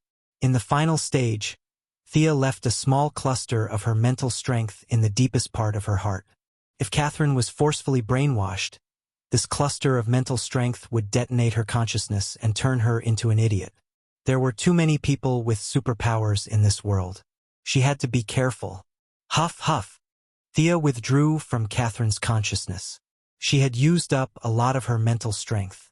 If it was not for the fact that her mental strength was far superior to that of an ordinary person, she would not have been able to withstand such a large consumption. After dispersing the black fog, she wanted to see the effect. She snapped her fingers. The woman named Catherine instantly regained control of her body. When she saw Thea's true face, the shock on her face slowly turned into excitement, and finally into ecstasy. "Thea, when did you come? Let me get you something to eat. Do you have something for me to do? Tell me." Chapter 130. Catherine's enthusiasm was too much for Thea to handle. After experimenting with a few small commands, the results were pretty good. Thea didn't have the bad taste of making a master-servant contract. It wasn't nice to be called master by an old woman kneeling on the ground and calling her master. If it was a 16-year-old girl, she might have considered it. She chose the friendly contract, which had a lower psychological resistance. Modern people had a high resistance to master-servant contracts, especially in a place like America, where freedom was everywhere.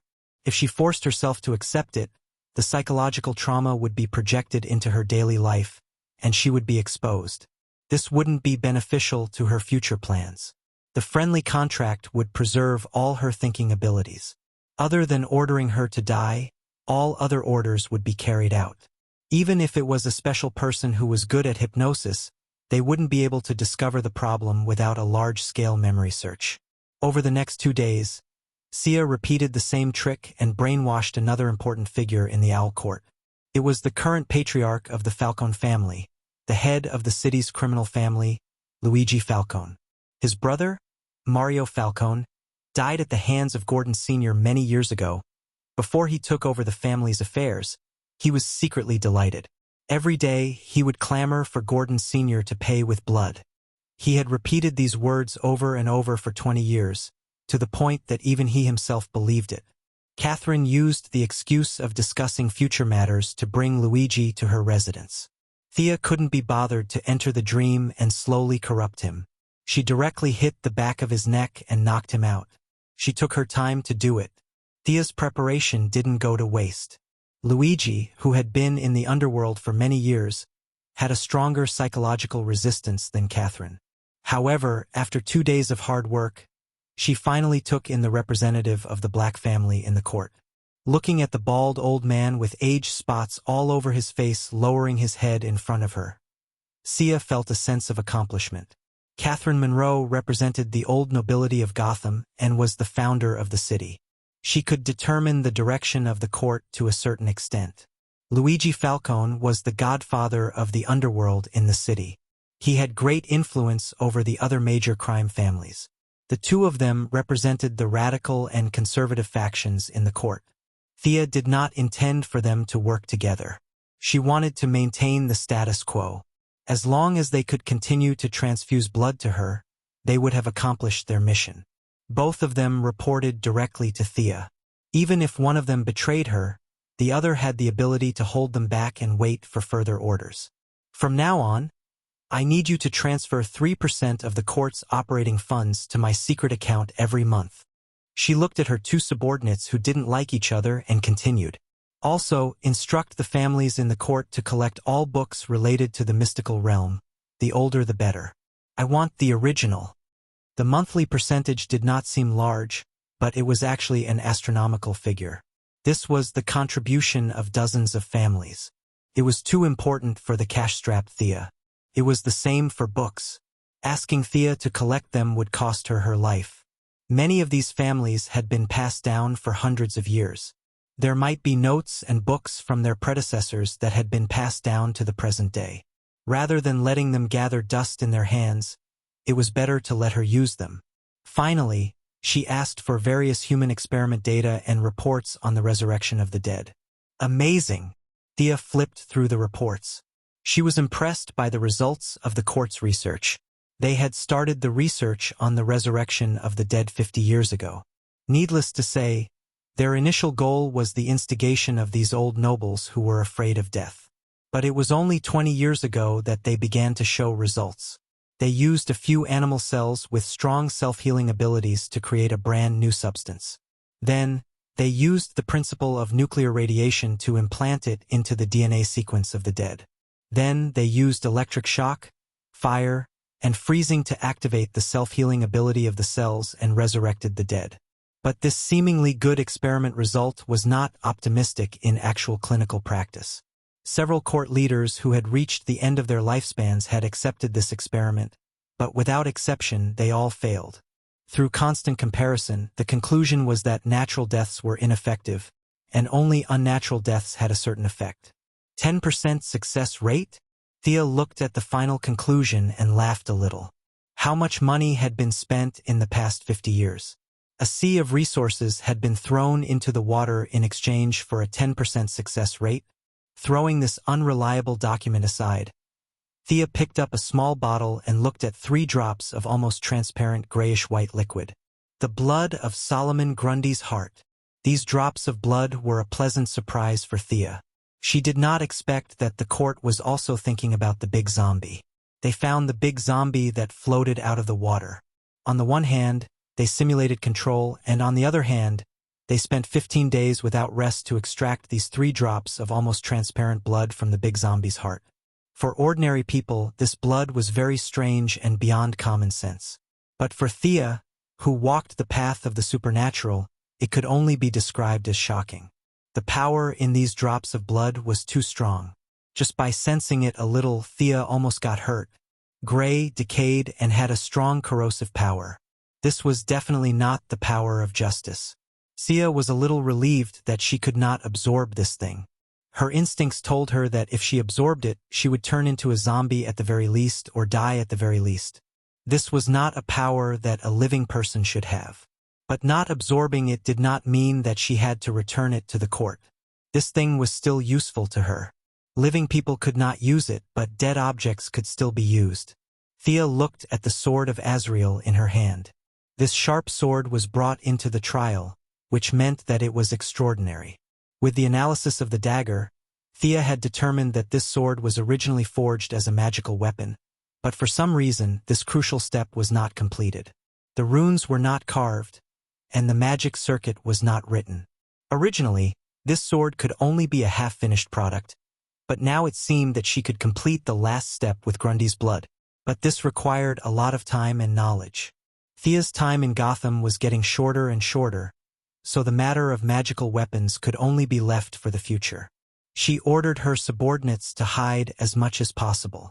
If Batman wanted to run for the position of chief of the Gotham police station, she would fully support him and drag him to all kinds of fundraising dinners in the upper class. The court's main task was to take over the black areas in the city, whether it was the territory of the Penguins or the Scarecrows.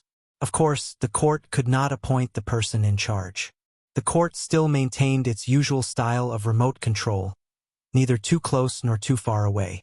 At the same time, Thea thought about it and did not stop them from persisting with the resurrection experiment.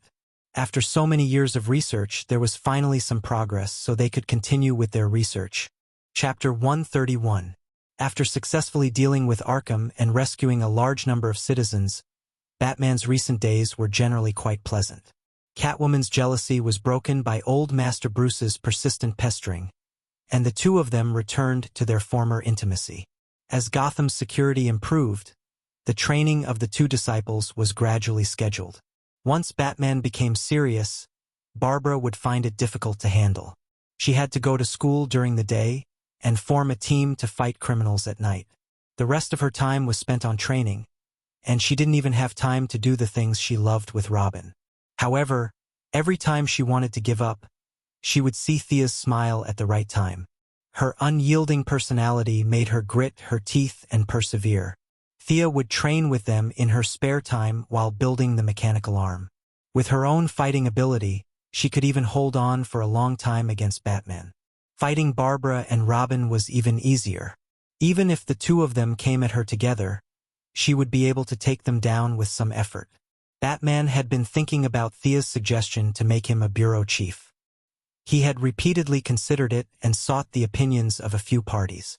Among them, his old butler, Fu, had a decisive effect on his decision. According to Fu's opinion, being a bureau chief sounded much better than being a playboy. Whether it was considering the Wayne family's reputation or his own safety, it was a good idea. He had watched Bruce grow up, and he didn't want him to fight criminals day and night. Especially after the broken back incident, the 80-year-old butler was scared out of his wits. Even though he had never met Thea, he had a good impression of Thea, and would often persuade Bruce to become a bureau chief. The old butler was like half a father to Batman, and his reputation was constantly at the level of worship. Listening to his repeated persuasion, he couldn't help but be moved. Old Commissioner Gordon also supported this idea. He was nearing his 60s, and the Gotham Police Department situation was not good. But it was not too bad either. If Bruce could take over his position, he would be able to rest in peace even if he died immediately. With the two most important elders in his life supporting this plan, he really could not think of a reason to reject it. However, out of caution, he did not go straight to the point.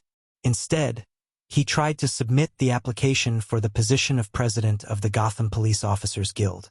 There were all kinds of unions in America, such as the Actors Guild and the Directors Guild.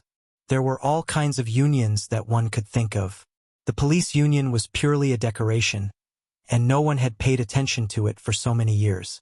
Master Bruce had originally planned to test the waters and wait for a few days to see the reactions of various sectors. However, the next day, the overwhelming reports from various media outlets scared him to death. As the head of the police department, Chief Gordon secretly opened the back door and released some information among the police. Then, Thea remotely controlled the members of the Owl Court and used her connections to help him. Prodigal son joins Gotham Police Force. This was the front page of the Gotham Times. Tomorrow's star prepares to join the police force. Looks like a clear stream in the police force. The Gotham Evening News also did a full-page report. The Gotham Morning News even did a special segment. At 6 in the morning, they stopped Lucius Fox, who was about to go to work. The black man did not know what was going on. He was confused by all the questions and could only choose to praise Bruce. In an instant, Bruce Wayne's image changed from a playboy to Gotham's savior. After these reports were broadcasted, the old man was stunned. Do I have such a high reputation? Could it be an enemy's trick? However, when he saw Lucius talking on the screen, it did not seem like it. He then asked for Catwoman's opinion. Go, why not? Catwoman also had some expectations for him to become the bureau chief. Those damn cops had caught her for 20 years. Now that she had become the bureau chief's wife, wouldn't they be pissed to death? Even Robin and Barbara agreed. Robin was determined to be a police officer. Now that his teacher had entered the police force, it was definitely a good thing. Barbara had been trained too harshly by him. If he could let her rest for a few days, she would want him to be the Secretary General of the United Nations, much less the bureau chief. Bruce asked around and found that everyone in his circle was in favor of him becoming the bureau chief. No one was against it. Only then did he, who was in the late stages of paranoia, completely relax. If there was no conspiracy, then he would go. After confirming that he had indeed submitted the application to the city government for the position of bureau chief, Thea heaved a sigh of relief. No matter how well the Owl Court hid, there would always be traces. Now that she had found something for Batman, whose IQ was off the charts, to do, it would be much easier for her to transfer resources from Gotham. She instructed Catherine and Lewis to mobilize all kinds of police, political, and business resources to be sure to delay Batman so that he would not pay attention to the various capital flows in the city. From officially entering the eyes of the public to sitting on the bureau chief's throne, it was estimated that she could divert his attention for at least 2 years. During this period, Thea could get a steady stream of materials from Gotham and Wayne Enterprises. Yes, dozens of families in the Owl Court actually controlled Wayne Enterprises. If you add in the shares in Thea's hands, there would be no friends. But these controlled shares could not be seen. The Owl Court had been resisting Bruce's entry into the board of directors for more than 20 years, but both sides were still restrained. This opposition was only maintained at the normal business level. Thea was of course not interested in controlling Wayne Enterprises. Her goal was to become stronger. Although it could not be seen, Wayne Enterprises' various technologies and advanced equipment were at her disposal. This greatly improved her technical reserves and cleared many obstacles for the production of the Iron Man armor. Realizing that her trip to Gotham was coming to an end, Thea began to say goodbye to everyone. Outside the pavilion, by the old road, the grass was green and the sky was green. That was impossible. They were all modern people. They could talk and video call. What was there to say goodbye to? Finally, on the tarmac of Wayne Enterprises, Batman's group of 4 and director Gordon held a special farewell party for the Star City duo. Felicity and Felicity's relationship had warmed up so quickly that Sia found it unbelievable. The two of them ran to a corner and took out their phones to do some shady business. Although I have said it many times, I still want to say thank you. It is my honor to meet you. Bruce, who had been busy for the past 2 days, came to see them off. It is also my honor to meet you. Although she did not agree with his way of doing things, Batman's shining personality was still admirable. The two shook hands, and Thea talked with director Gordon for a while. To be honest, the two had more dealings with each other than the others. Thea could only express admiration for this very charming old man. She said a few words to Barbara and Robin. It was not a life and death parting. They could still meet in the future.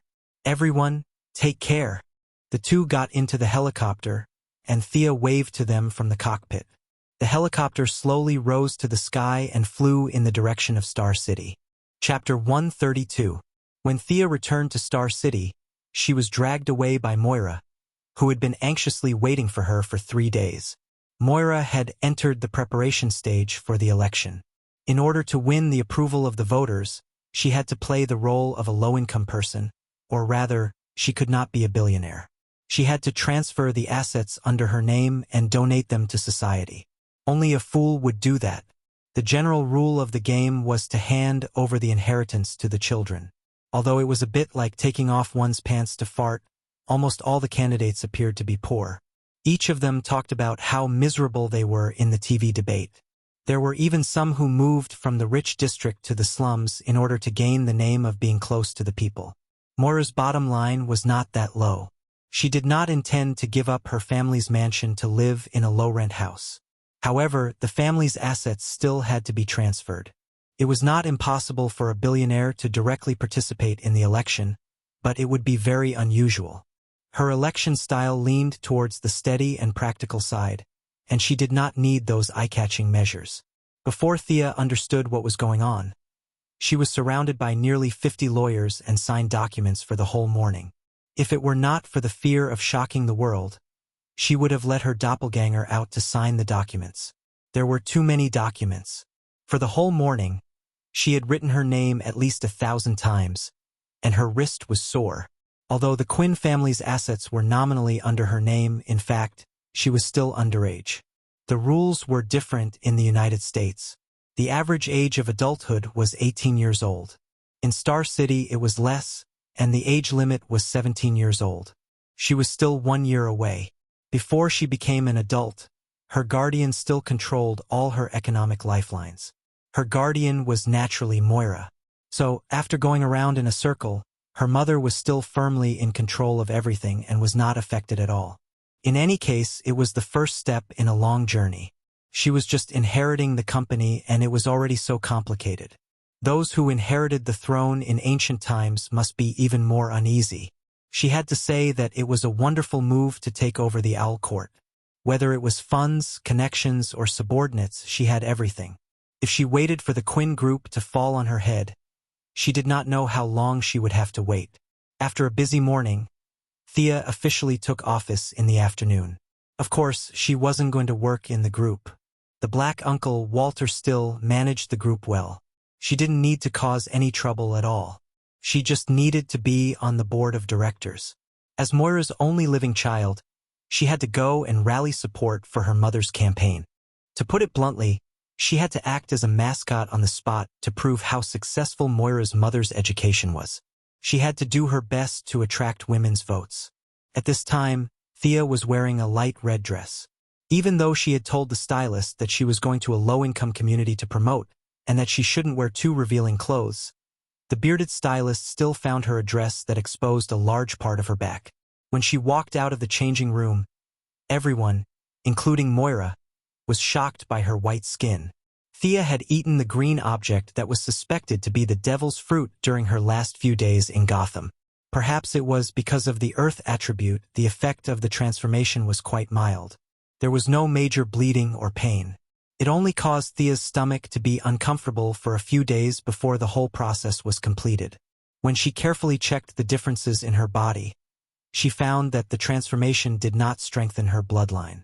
There was no extra golden blood in her heart. Instead, her lungs had a qualitative leap. Her intuition told her that her hematopoietic function had been greatly strengthened. If she could automatically evolve a drop of golden blood in a year in the past, now the time had been shortened to 3 months. At the same time, her resistance to toxins had also been strengthened. From the outside, her whole body looked more beautiful and the lines were softer. The muscles that had gradually become visible during her training were also hidden. Her skin was so bright that, even if she didn't deliberately dress up, she would still make the women around her feel sad.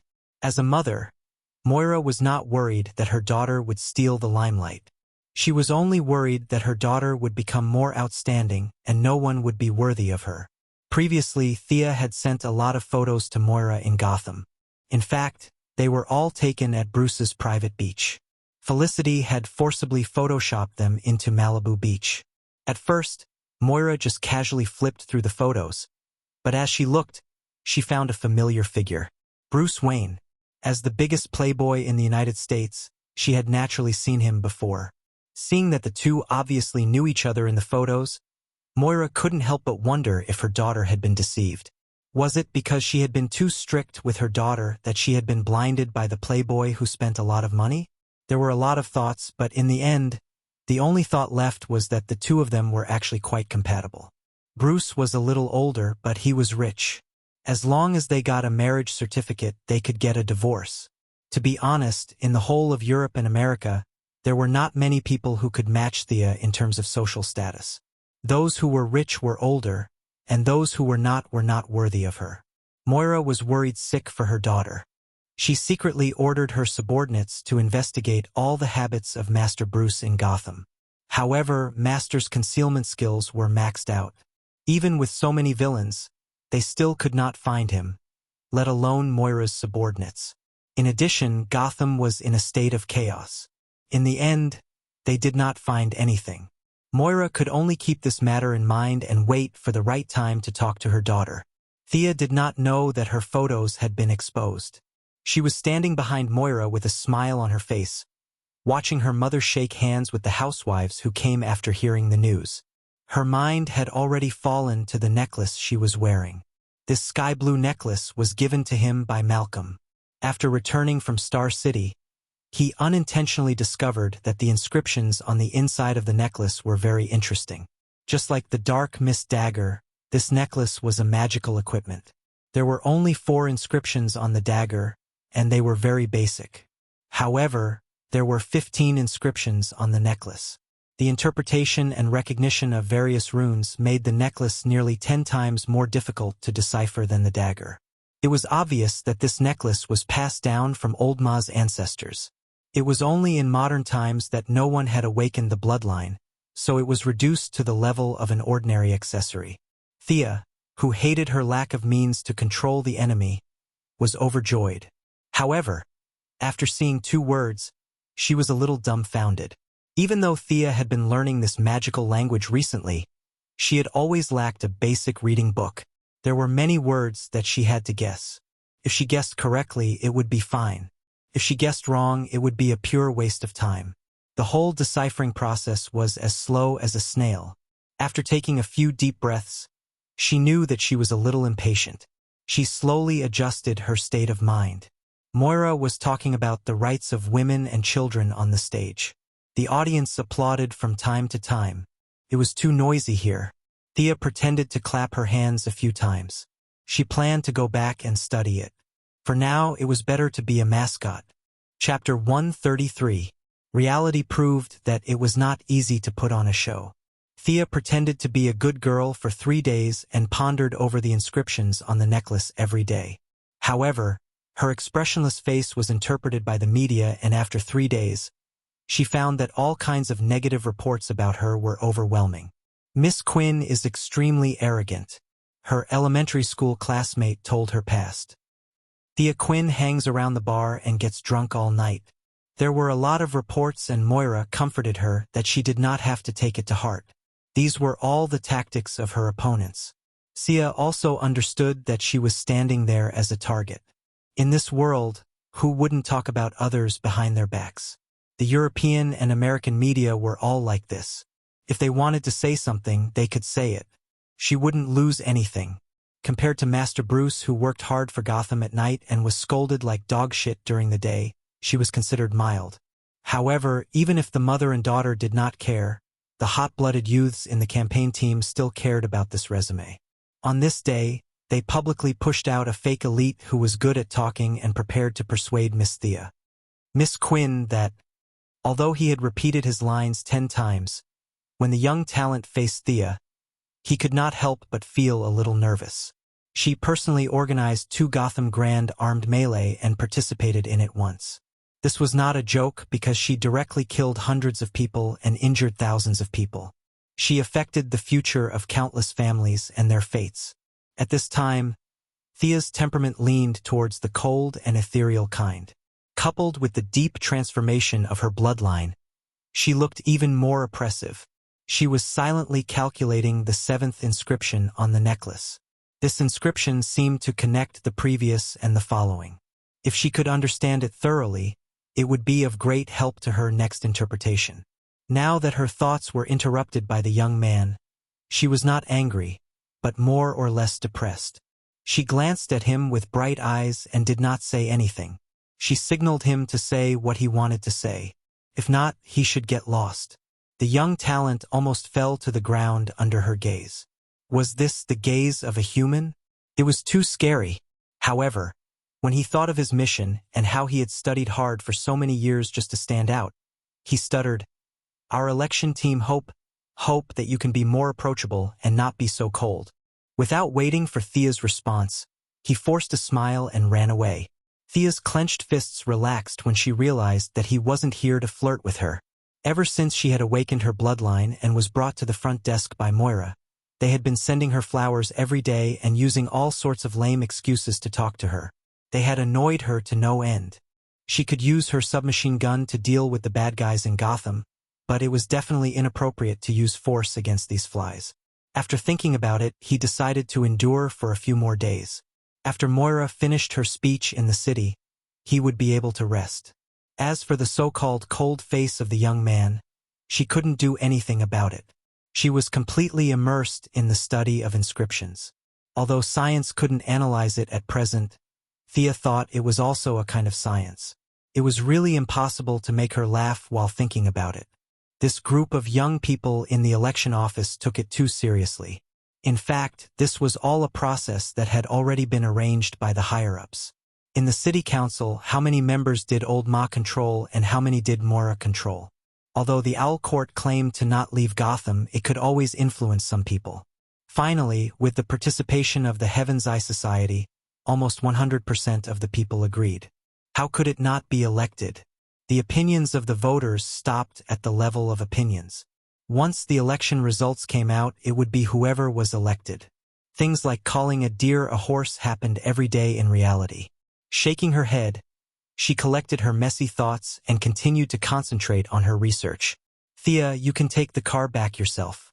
I have to attend a banquet later." She finally had another day.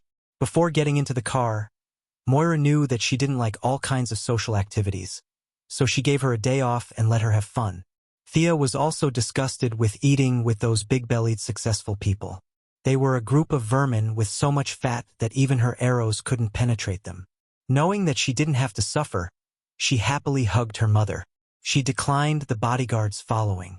This kind of bodyguard looked tall and strong, but she could beat 10 of them with her bare hands.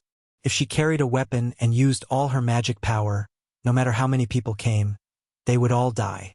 Before getting into the car, she looked around and found that there was no one under the car.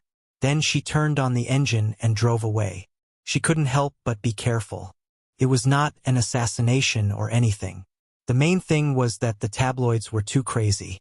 2 days ago, when Thea was about to get out of the car, she found a man in black lying under her car in an instant. First, she thought it was a scammer. In fact, she found out that it was a paparazzi from a gossip magazine. He didn't want to assassinate anyone. He just wanted to take pictures of the scenery under Thea's skirt when she got out of the car. Thea, who knew the truth, was so angry that her face turned pale. It was not appropriate to kill him directly. She could only beat him up and teach him a lesson.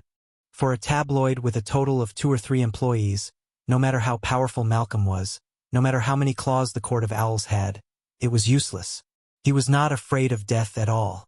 People were not afraid of death, but they were willing to die for the sake of sales. Encountering such a person, Thea had no choice but to be more careful. Driving alone on the streets of Star City, she couldn't think of who to look for a while. Felicity went back to her hometown. Of course, she didn't go back to her hometown to get married. It was said that she went to accompany her mother to celebrate Hanukkah. She didn't have many friends in Star City. Sigh, she should go and chat with her future sister-in-law, Laurel. Laurel was very happy that Thea came to find her. After a simple tidying up, the 2 women went to eat nearby. Although the 2 women were not close friends, they had known each other since childhood and were very familiar with each other. After a few words, they entered the stage of complaining to each other. Thea finished talking about her own troubles. Of course, she only talked about the part that could be said. If she talked about how she killed 7 people in and out of Gotham, it would drive Laurel crazy. When the topic turned to Laurel, Thea knew that she had not had a good time in the past 2 months. Thanks to the large number of jobs provided by Moira, the security in the slums had achieved a rare peace. Several popular troublemakers had also been transferred to other cities. With no one taking the lead and no one causing trouble, coupled with the fact that everyone was busy with their new jobs, no one came to Laurel's law firm to file a lawsuit. Although this was good news for Laurel, who had a strong sense of justice, the law firm was declining visibly. 3 out of the original 8 partners had already left, and the remaining few were looking for other ways. Originally, the 8 of them had shared the daily expenses, but now the remaining partners had to bear the burden. Laurel's meager assets were almost depleted. Tommy, who used to be rich, had been appearing and disappearing mysteriously recently. Laurel sometimes wondered if he had found another woman. Chapter 134. Today, Laurel was wearing a beige business suit, revealing a pair of long legs and a pair of high heels. When she thought of Tommy, her whole temperament immediately became very melancholy. She picked up the wine that the waiter had just handed her and took a big gulp. Is Tommy still learning martial arts from Old Ma? But he couldn't refuse to see his girlfriend, right? Although she was a little suspicious, Thea still wanted to know the truth. Tommy, I haven't contacted you recently? Laurel waved her hand. When Thea thought that Tommy had disappeared, she said, just by phone, but we haven't seen each other in a long time. Then she clasped her legs under the table, her face dark red. Thea's perception had evolved into psychic power, so she was more sensitive to changes in the surrounding environment. Laurel's sudden heartbeat didn't escape her notice, but it was obviously not a sign of poisoning, but a sign of yearning. She glanced at Laurel's big breasts, which were the largest she had ever seen. She estimated that they were at least D-class. How could she comfort her when she was so dissatisfied? Should she go home and find a cucumber? That would be the end of their friendship. Laurel was unconsciously tempting the underage girl. Under the influence of alcohol, she told Thea a few interesting things about her relationship with Tommy. When a man and a woman encountered something interesting, they would definitely go home and do something more interesting. She inevitably told Thea about how long Tommy lasted and what positions he liked. Thea didn't feel awkward at all. She had always been calm about her mother finding a boyfriend, so it wasn't a big deal to have a brother who was related by blood. She just felt that Tommy didn't have enough energy to deal with Laurel and was very passive. What about Oliver? What was it like when you were with him? Thea asked with bright eyes. Oliver. Laurel put her hands together as if she was reminiscing. She couldn't help but smile. He was very gentle and strong. It was always fun to be with him. Thea rolled her eyes. See, this was why Oliver had sex with all the women in the series except for her, who was his biological sister. The problem was that he was strong. He was really good at it. And always fun, meant that he had a lot of tricks and could adapt to different situations. Thea glanced at Laurel again. It was no wonder that the two of them were a perfect match. No wonder Laurel began to waver as soon as Oliver returned to the city. Tommy's body was not as good as Oliver's. At this time, Sia had already planned to finish the election phase and rush to Purgatory Island. No matter what Oliver thought, at least she would give him a chance to go home. At the same time, she could also save Yao Fei's daughter, Shadow, Yao Dong. She was one of the few girls in the movie who had an indescribable national temperament. Sia had a good impression of her and was prepared to change the ending of her tragic death. In addition, Sia inadvertently glanced at Laurel. Her sister, Sarah Lance, should also be on the island. If there were no accidents, they would all be pulled back. Thea, do you have a boyfriend? Have you tried? Laurel was obviously a little drunk. She suddenly felt that it was a little unfair for her to be the only one saying it. You have to say something. If you don't do well, I can teach you. She unconsciously sounded like a senior imparting her experience to a junior. Sigh. Sia instantly understood what she meant and covered her face a little. I can scare you to death when I entertain myself. Do you think my doppelganger technique is a joke? The same body, the same thoughts, combined with the pleasure from different perspectives, the sensory stimulation is double. Let me tell you, I'm afraid of myself when I'm dirty. Although it was originally just to test the limits of the technique, the subsequent development was not very harmonious. Thea did not tell anyone this secret. She was afraid that Ancestor Merlin would find out and throw a fireball at her from a higher dimension. You're just a piston friction on the physical level. I've already entered the magic era. As long as my magic power is further strengthened in the future, 2 or even 3 doppelgangers will not be a problem. Laurel can't fight Sarah and Oliver plus Tommy, right? Thea felt that her thoughts were unrestrained and had almost run to Mars. She quickly calmed herself down. I'm definitely not that dirty. This is the aftereffect of blood purification. Yes, that's right. She was about to make up a fake boyfriend to deal with Laurel. Bang! Bang! The familiar sound of an M1911 pistol reached her ears. Thea instantly picked up the fork on the table, ready to throw it out if there was any danger.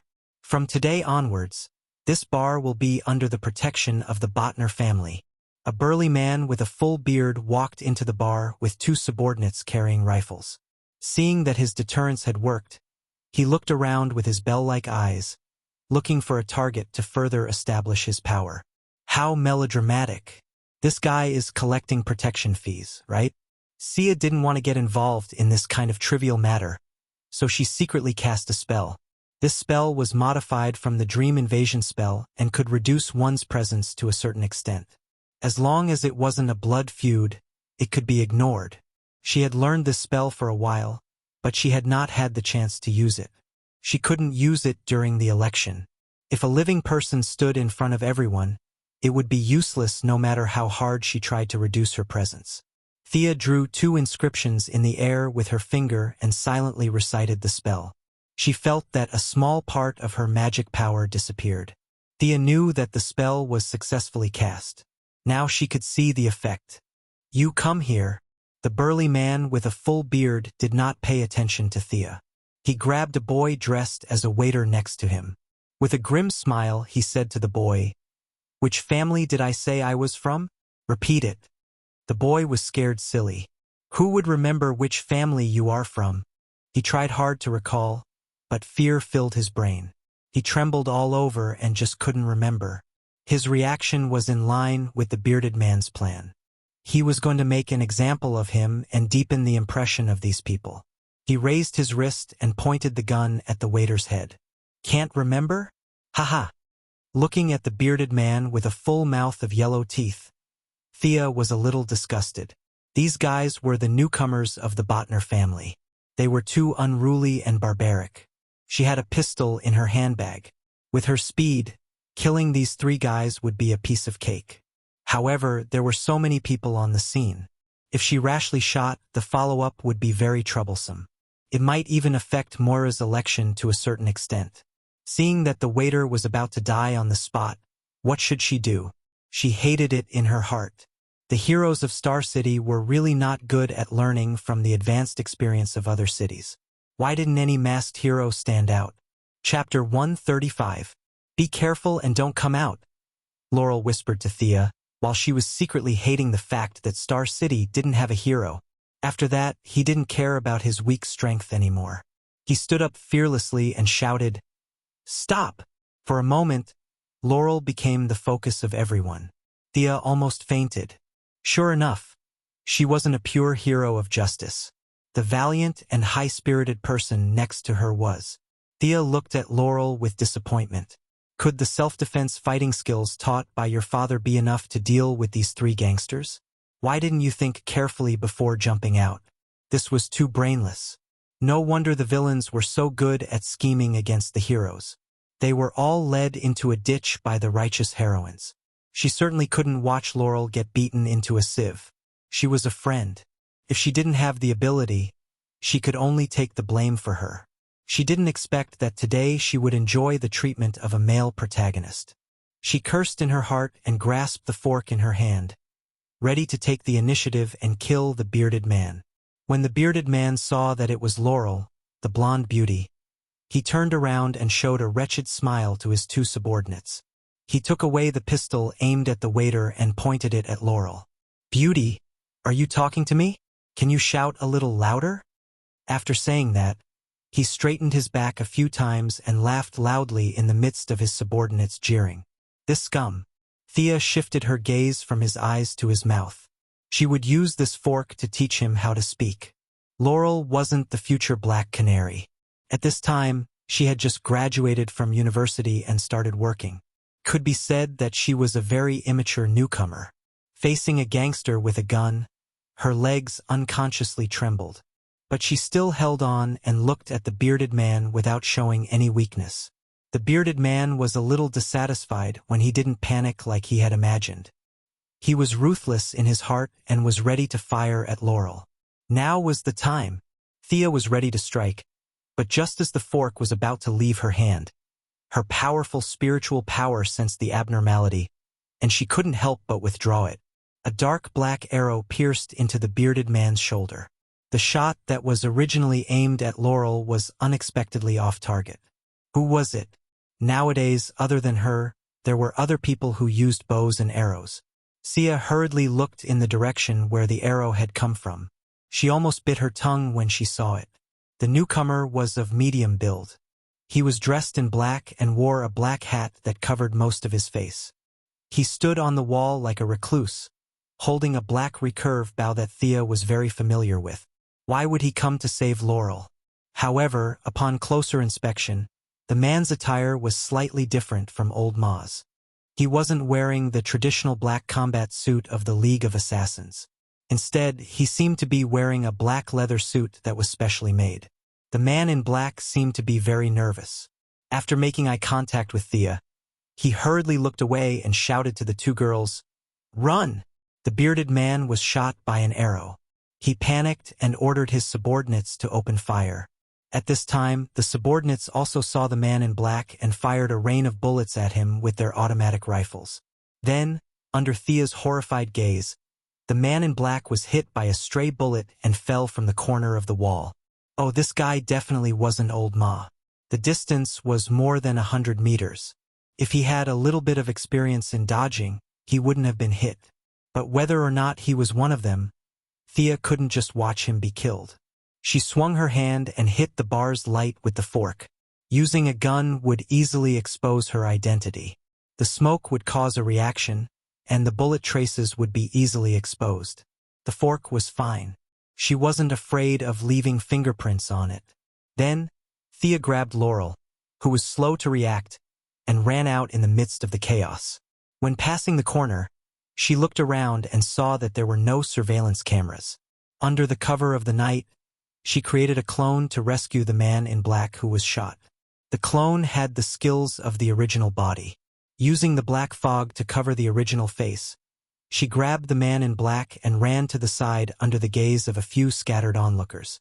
When she came to a place where no one was around, she took off the hood of the man in black. Although she was somewhat mentally prepared, when she saw his face clearly, her doppelganger Sia still laughed out loud. "Isn't this my brother, Tommy? This guy seems to have improved a little from old Ma's training. Looking at his appearance, is he determined to be the second generation of the Black Arrow?" She rolled her eyes and guessed the truth. This guy has been secretly protecting Laurel for most of the day. In fact, he didn't want to come out. He just saw that Laurel was in a critical situation today and decided to help. What a love-struck man. Looking at his injury, Thea saw that the bullet hole was in his lower abdomen. There were no conditions for surgery nearby, so she could only carry him back to her secret base. Fortunately, Felicity wasn't here recently, so she didn't have to say much. The next step was the familiar process of disinfection and anesthesia, removing the bullet and stitching it up. Thea looked at her brother, a rookie hero who jumped out to save the damsel in distress. She didn't know what to say. If she wasn't here tonight, this rookie would have been killed by a few hooligans. Old Ma would go crazy if he knew the truth. He sighed as he put on the boy's jacket. After a few months of training, the boy had lost a lot of weight. Although he hadn't reached the level of training like Oliver, who used the salmon ladder every day, he still had a bit of manliness. "Who are you?" Tommy lost a lot of blood and his consciousness was a little blurry. He only saw a black shadow in front of him treating him. He immediately grabbed Thea's arm. Thea could be regarded as one of the top martial artists in the world. How could she be easily caught by him? But she was afraid of aggravating his wound, so she didn't struggle. To be honest, she scratched her head at his question. After thinking about it, she decided to continue to hide it. She was afraid that he would ask more questions, so she casually talked to him in Chinese. In the ears of Tommy, who didn't even graduate from primary school, it became %2 and M# and what the hell. He didn't give up and wanted to continue to find out more about Thea. Then the two of them talked nonsense for a long time. In the end, the conversation ended with Tommy completely losing consciousness. Thea wiped the non-existent sweat on her forehead. It wasn't easy to fool people. She picked up Tommy's bow and looked at it. It was the same bow as old Ma's, but the tension was weaker. He was her son after all. When she graduated, she didn't give him any souvenirs except for slapping her own face. She automatically ignored the fact that she had stabbed her own father in the waist. She also forgot about the necklace and whatnot. While Tommy was unconscious, she carefully felt his blood. Except for the blood relationship between them, she couldn't feel anything else. It didn't feel like her blood was boiling. It seemed that not everyone could awaken the blood. Thea didn't know whether she should feel lucky or sad. Since the blood of the Merlin family gave her a place in the future, she had the obligation to protect the safety of the father and son. Chapter 136. Silently feeling the ties of kinship, Sia left a hint in Tommy's mind that he should leave the secret base directly after waking up and forget everything here. Fearing that it would cause pressure on his brain nerves, she used very little magic power. After checking that there was no problem, she took the initiative to deactivate the avatar. At this time, Sia was running with Laurel. This big sister really had the potential to be a hero. She had 2Ds and wore high heels. Although she was a bit embarrassed, she still kept up with Sia's speed. "Okay, let's take a break." Thea saw that Laurel was exhausted and gradually stopped. Since she ate the green fruit given by the swamp monster, her lungs were very strong. At this speed, she could run for a whole day without feeling tired. Laurel was out of breath. When she heard that Thea was going to take a break, she didn't sit down immediately. Instead, she looked back and was relieved when she saw that there were no pursuers. "Thea, you have good stamina." After resting for a while, the observant Laurel immediately noticed that something was wrong. She was so tired that her tongue was hanging out, but Thea next to her looked like nothing had happened. Thea could only change the topic to her regular exercise and family inheritance. Olivier's body was so strong that it was inherited from his parents. She gave Laurel a knowing look. At this time, Laurel had sobered up and was not as bold as before. She didn't understand that these two aspects were actually not the same thing. She nodded a little embarrassedly and changed the topic. The two women talked about the recent security issues in Star City. At this time, Thea's avatar returned to her original body and she understood what had happened. "Do you know who shot that arrow?" Thea lowered her voice, as if there was a big secret hidden in it. Laurel's eyes were a little strange. "How would I know? I didn't see anything clearly. I only remember that I was scared, and then the bearded man suddenly fell to the ground. After that, it was pitch black and you pulled me out." Laurel crossed her arms and looked up at a 45-degree angle to think about the truth. This was the true female lead at work. After being rescued by a hero, her curiosity had reached the limit. She had to find out who the masked hero was. After that, she would court death in all sorts of ways. Among the more representative characters were Louise Ryan, Ayers West, and so on. Thea glanced at the deep cleavage that was squeezed out by her arms. Was this a demonstration? There was only one truth. "I won't tell you. You can take your time to guess." The next day, Thea accompanied her mother for another day. She greeted her mother and arrived at the Merlin group in the evening. "Hi, Thea." Tommy, who was sitting outside the CEO's office, saw her enter. Although he was listless, he still greeted her. Thea scanned her brother with her psychic power. Well, he had recovered well. The small part of her psychic power that she had left before had completely dissipated. It either worked or was wiped out by a higher level of power. Thea felt that it was the former. "Why are you in such a bad state?" she asked knowingly. Tommy looked a little embarrassed and said that he didn't have a good rest. Thea didn't treat herself as an outsider at all. She leaned on his desk and asked, "What's going on between you and Laurel?" "I talked to her a lot yesterday." They did talk a lot, but most of the content was not suitable for children. Tommy didn't know that his dark history was in the hands of the unscrupulous black-hearted girl. When he heard her talk about his girlfriend, he remembered the conversation between Malcolm and his father when he knew that he was going to be a hero. Old Ma's meaning was very straightforward. If you want to be a hero, you can go ahead, but you have to be prepared for the people close to you to be hurt. If you don't prepare anything before killing your way out, then you can only wait to regret it and hammer yourself in the balls. As Oliver's good friend, the two had certain similarities. Whether it was the fact that they both liked Laurel, a woman of infinite justice, or the spirit of sacrificing themselves for the greater good, they both made the same choice, which was to stay away from their loved ones. Thinking of this, he looked at the graceful Thea in front of him. He didn't know the truth, but he secretly sighed that his friend's sister was getting more and more beautiful. It could be said that he had never seen such a beautiful sister in his life. In order not to implicate others, he had to stay away. "I'm going to take care of something. Take a seat first." He didn't wait for Thea to respond. He picked up the documents on the table and walked out. His abnormal behavior stunned Thea. The relationship between the two shouldn't be so cold. Why did he have such a big reaction when she mentioned Laurel? Or was there a problem with the hinting spell last night? Under the inertia of thinking, she thought that there was a problem with the spell, but she didn't delve deeper into the problem. She shook her head and put her thoughts aside. Today, she came to see Tommy on the way. Her main purpose was to find Malcolm. When she arrived at the door, she used her power of the will to search around. There was no abnormality, so she pushed the door open and walked in. "What a rare guest. What can I do for you?" Malcolm was leisurely making tea. When he saw her come in, he poured another cup and beckoned her to sit down.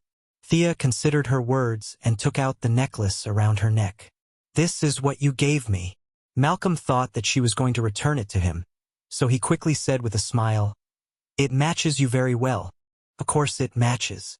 Thea had already checked that Malcolm didn't have the basic requirements for blood awakening. Returning the necklace to him was like throwing money into the water. The level of this magic equipment was beyond her imagination. After studying it day and night, she only understood the first 7 inscriptions. She couldn't deduce any more with her own strength, so today's trip to the Merlin group was the reason why she came here. "Do you know the origin of this necklace? Or how it came to be in your hands? Can I ask?" Malcolm's pupils unconsciously shrank. This topic was a little out of his expectations, but he didn't take it seriously. He laughed in his heart that Thea was still young and impatient. He slowly poured the tea. Is there a problem with this thing? Don't worry, drink the tea and tell me slowly. How should she put it? Thea thought for a long time but didn't know how to start. It seemed that she had to reveal some of her trump cards. Before she came, she had thought about this problem. She had dragged Solomon Grundy for several hours during the battle in Gotham. There were thousands of witnesses, and most of them were Malcolm's eyes and ears. She had to tell the truth. Fortunately, although Malcolm was a bad person, he had a good character and was not heartless. He was still very good to his children. In the original plot, he smiled and generously faced death for Thea. From a father's point of view, he was far more humane than heroes like Oliver Diggle. Thea shook her shoulder, and a big change took place right in front of Malcolm's eyes. A translucent figure walked out from her shadow. In less than a second, the facial outline of the figure gradually became clear. Pft! Malcolm was holding a cup of tea, full of the aura of a master. When he suddenly saw two Theas standing in front of him, he couldn't help but spit out the tea in his mouth. What's going on? Old Malone didn't care about his appearance anymore. He stood up in a panic and looked at the shocking scene in front of him. This is the adventure I had in Gotham. This is why I came to find you. The two Thea spoke one after another. Their voices, intonations, and temperaments were exactly the same. Malcolm couldn't believe his eyes. He stared hard for a long time, but he couldn't see what kind of trick it was. Chapter 137. Thea retracted her doppelganger and tried to hold back her laughter. She then told him what had happened. Of course, her story was 70% true and 30% false. She only mentioned that she had been chased by Grundy all over the streets and that she had suddenly awakened some of her abilities. The memories deep in her bloodline told her part of the reason. Merlin? Malcolm murmured the name that he was very familiar with. It was as if he had been living in the slums for 30 years and suddenly received a notice that his house was going to be demolished. Excitement, confusion, and surprise were mixed together. Malcolm, who had always lived by the principle of calmness, was scared out of his wits. Can I have this kind of ability too? Malcolm, who was extremely thirsty for power, held back and asked his question. Thea had expected this question. She believed that any man would have some expectations of supernatural abilities, let alone this man who had been traumatized. If she said that he had no ability, he would have no chance in this lifetime. Go play with your bow and arrow. Of course, she couldn't say this directly. Family ties needed to be protected. She couldn't just talk nonsense. Besides, Thea didn't know if he could awaken his bloodline. Just because she couldn't feel it didn't mean that it didn't exist. Just like in the cultivation world, she was considered to have above-average double spiritual roots. She could build her foundation with a little luck. Old Ma and Tommy were similar to mixed spiritual roots. It was extremely difficult for them to cultivate. However, it wasn't impossible. It was just that she didn't know the method. She couldn't let him down. Thea considered her words carefully. I'm not sure. The memories in my bloodline are too little. I don't even know the basics. I can only say that there's hope. Malcolm spun a few rounds on the spot and pointed at the necklace in her hand. What's the effect of this thing? Or what did you discover? Thea was very proud when she mentioned this. She had at least figured out a small part of it. According to what I know, the world is composed of 4 elements: earth, fire, water, and wind. After the creation of the world, light and darkness were added. This necklace contains the power of wind and water. My personal attribute is more towards fire and wind, so I can only decipher the content of wind.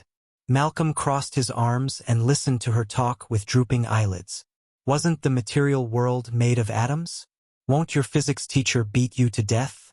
But considering the frightening cloning technique just now, he didn't say anything and waited for her to continue.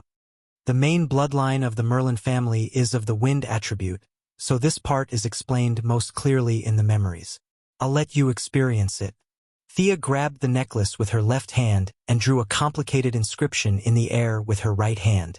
The spell's complexity was beyond her ability. It took her 30 seconds to complete the 7 runes. Her mana was depleted in an instant, and this was with the help of the necklace's mana. Her current mana accumulation was far from enough to cast this spell by herself. Malcolm looked at the green wind around Thea's finger. Before he could ask, Thea pointed at him from afar. Pale green energy instantly surrounded him. If he didn't know that Thea wouldn't harm him, he would have jumped up.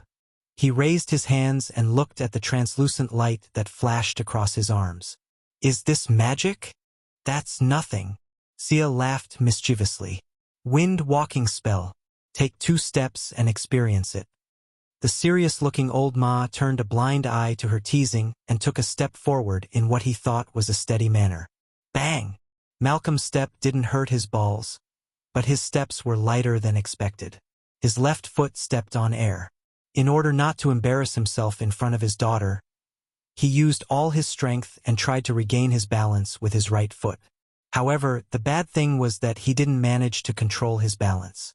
Like a rocket, he crashed into the ceiling 5 meters above the ground, making a loud dong sound. Malcolm rubbed his head and felt that his face was distorted by the pain. Looking at Thea, who was happily beating the floor, he felt depressed. Fortunately, he was indeed extraordinary. After moving around a few times in the room, he gradually familiarized himself with the changes in his body. So light. I can barely feel the weight of my body. At this time, he was running quickly in the spacious CEO's office, occasionally running a few steps on the wall. This was something he couldn't do before. This made him yearn for this power more and more. How long does this spell last? Old Ma ran happily, a smile appearing on his usually gloomy face. This speed is too slow. Won't you go crazy if you see the flash? Thea expressed her disdain for her father's curiosity. It works on me for about half an hour. I don't know if it works on you. Why is there a difference? Old Ma couldn't help but think. Could it be that his talent was particularly poor, so the consumption of magic was high? In fact, his guess was not far from the truth. Thea didn't prepare to explain it in detail. She vaguely said that the spell was like this and that if he was angry, he could bite it. 15 minutes. Thea observed that the green light on Malcolm's body had completely disappeared. It seemed that the spell's duration would be reduced by half when it was used on someone other than the original body. Thea naturally went into today's main topic. I'm not here to ask you to perform. Do you have any specific clues about the Merlin family? Do you have any records about the inheritance? Malcolm was more anxious than Thea after experiencing the wonders of magic firsthand. He racked his brains. Did his father, who had died 30 years ago, and Thea's grandfather, who she had never met, tell him anything before he left? The more he thought about it, the more confused he became. When his father died, it was during the Cold War. The American economy was in a slump, and Thea's grandfather only taught him the craft of shoe repair. He didn't care about it at all. After that, he went to sea. Damn, would there be any clues about the inheritance? He vaguely remembered that the old man gave him a shoe repair kit, and then he died. It had been 30 years, who knew where it was? Thea watched Malcolm's face turn from red to green, and then from green to black. She was afraid that he would go crazy and interrupt his train of thought. You have to think further. When did the Merlin family arrive in Star City? Did you have any relatives before that? Can you contact them? Her barrage of questions brought Malcolm back to reality as he tried to figure out where the shoe repair box was. He didn't care about this problem at all. God knew how many relatives he had. How many in America? There were at least tens of thousands of them. What about Europe? He could only say that there were more.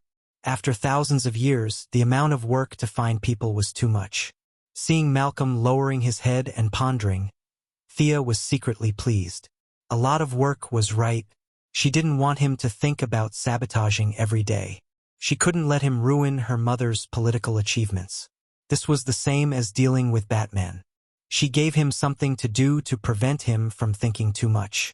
Batman used responsibility to restrain him, and Malcolm used power to tempt him. She didn't know how effective it was, but at least they were all hooked. Chapter 138. Anne. Thea began, carefully pondering over her words. What else? Old Ma's head was now full of clues, such as genealogy, birth certificates, and so on.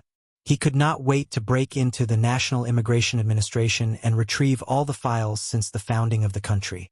When he heard that there was more, he thought it was about clues and listened attentively. You know that I've seen Talia, right?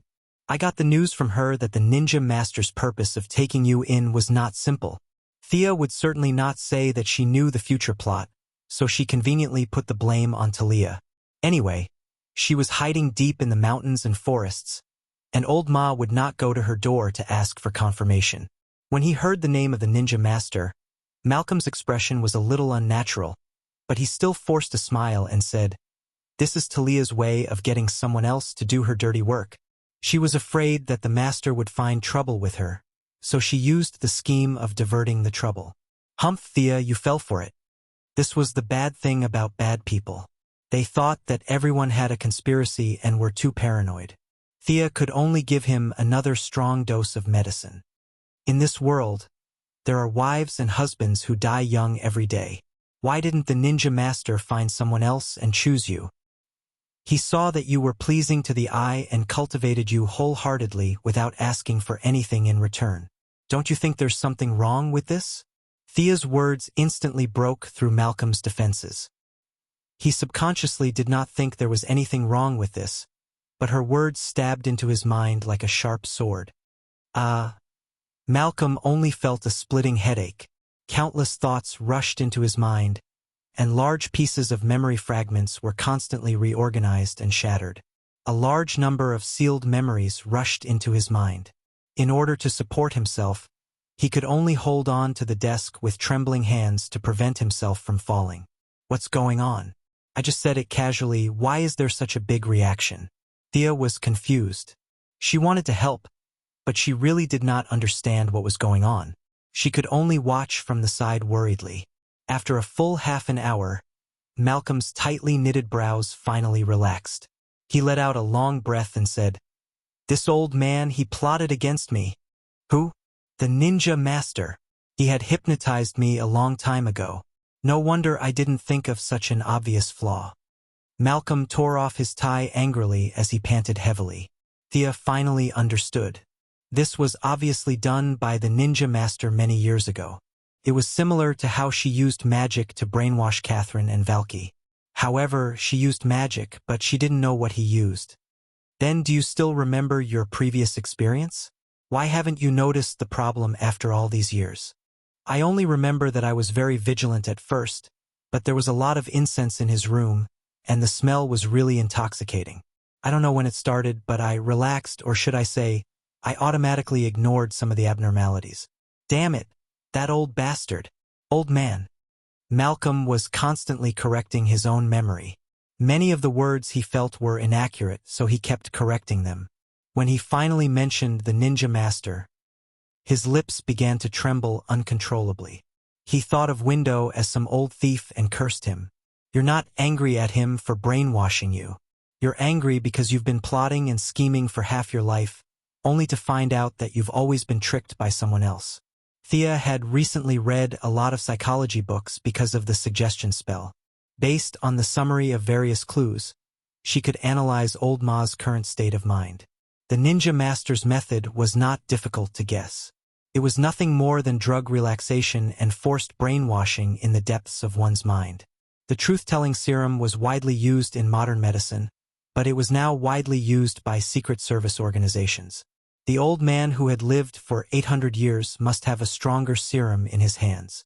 Thea waited for him to gradually calm down. "Do you still remember what he did to you?"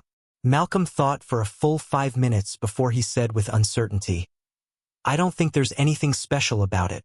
When we first arrived in Nandar Bart, he handed me his sword and asked me to cut my palm and swear to join him. At that time, I didn't know any martial arts, and I only felt dizzy. I always thought it was because I had never seen blood before. Could it be?" As Malcolm continued to recall the details, Old Ma's eyes grew bigger and bigger. Many clues that he had ignored in the past surfaced. With his intelligence, he immediately found the problem. As he paced around the office, he recalled all the details one by one. "That sword of his, other than when I joined the gang, has never been unsheathed. Usually, he only uses ordinary weapons for practice. I always thought that he valued my identity as a billionaire. Thea whistled softly.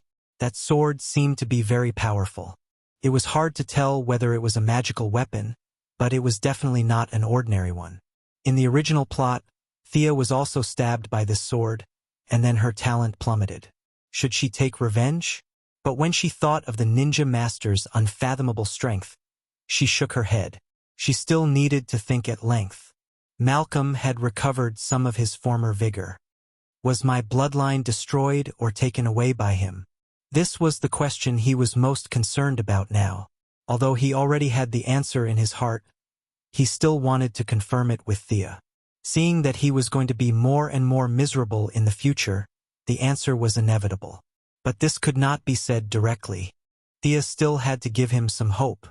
My talent allows me to summon an exclusive unicorn from the upper space. As long as the unicorn reaches adulthood, I can merge with it. After that, I can use a lot of light spells and a lot of healing spells. I don't know how effective it is, but it should be able to repair the damage. Thea's words were so ambiguous that Malcolm felt as if his worldview had collapsed the entire night. What kind of nonsense was this? Unicorn?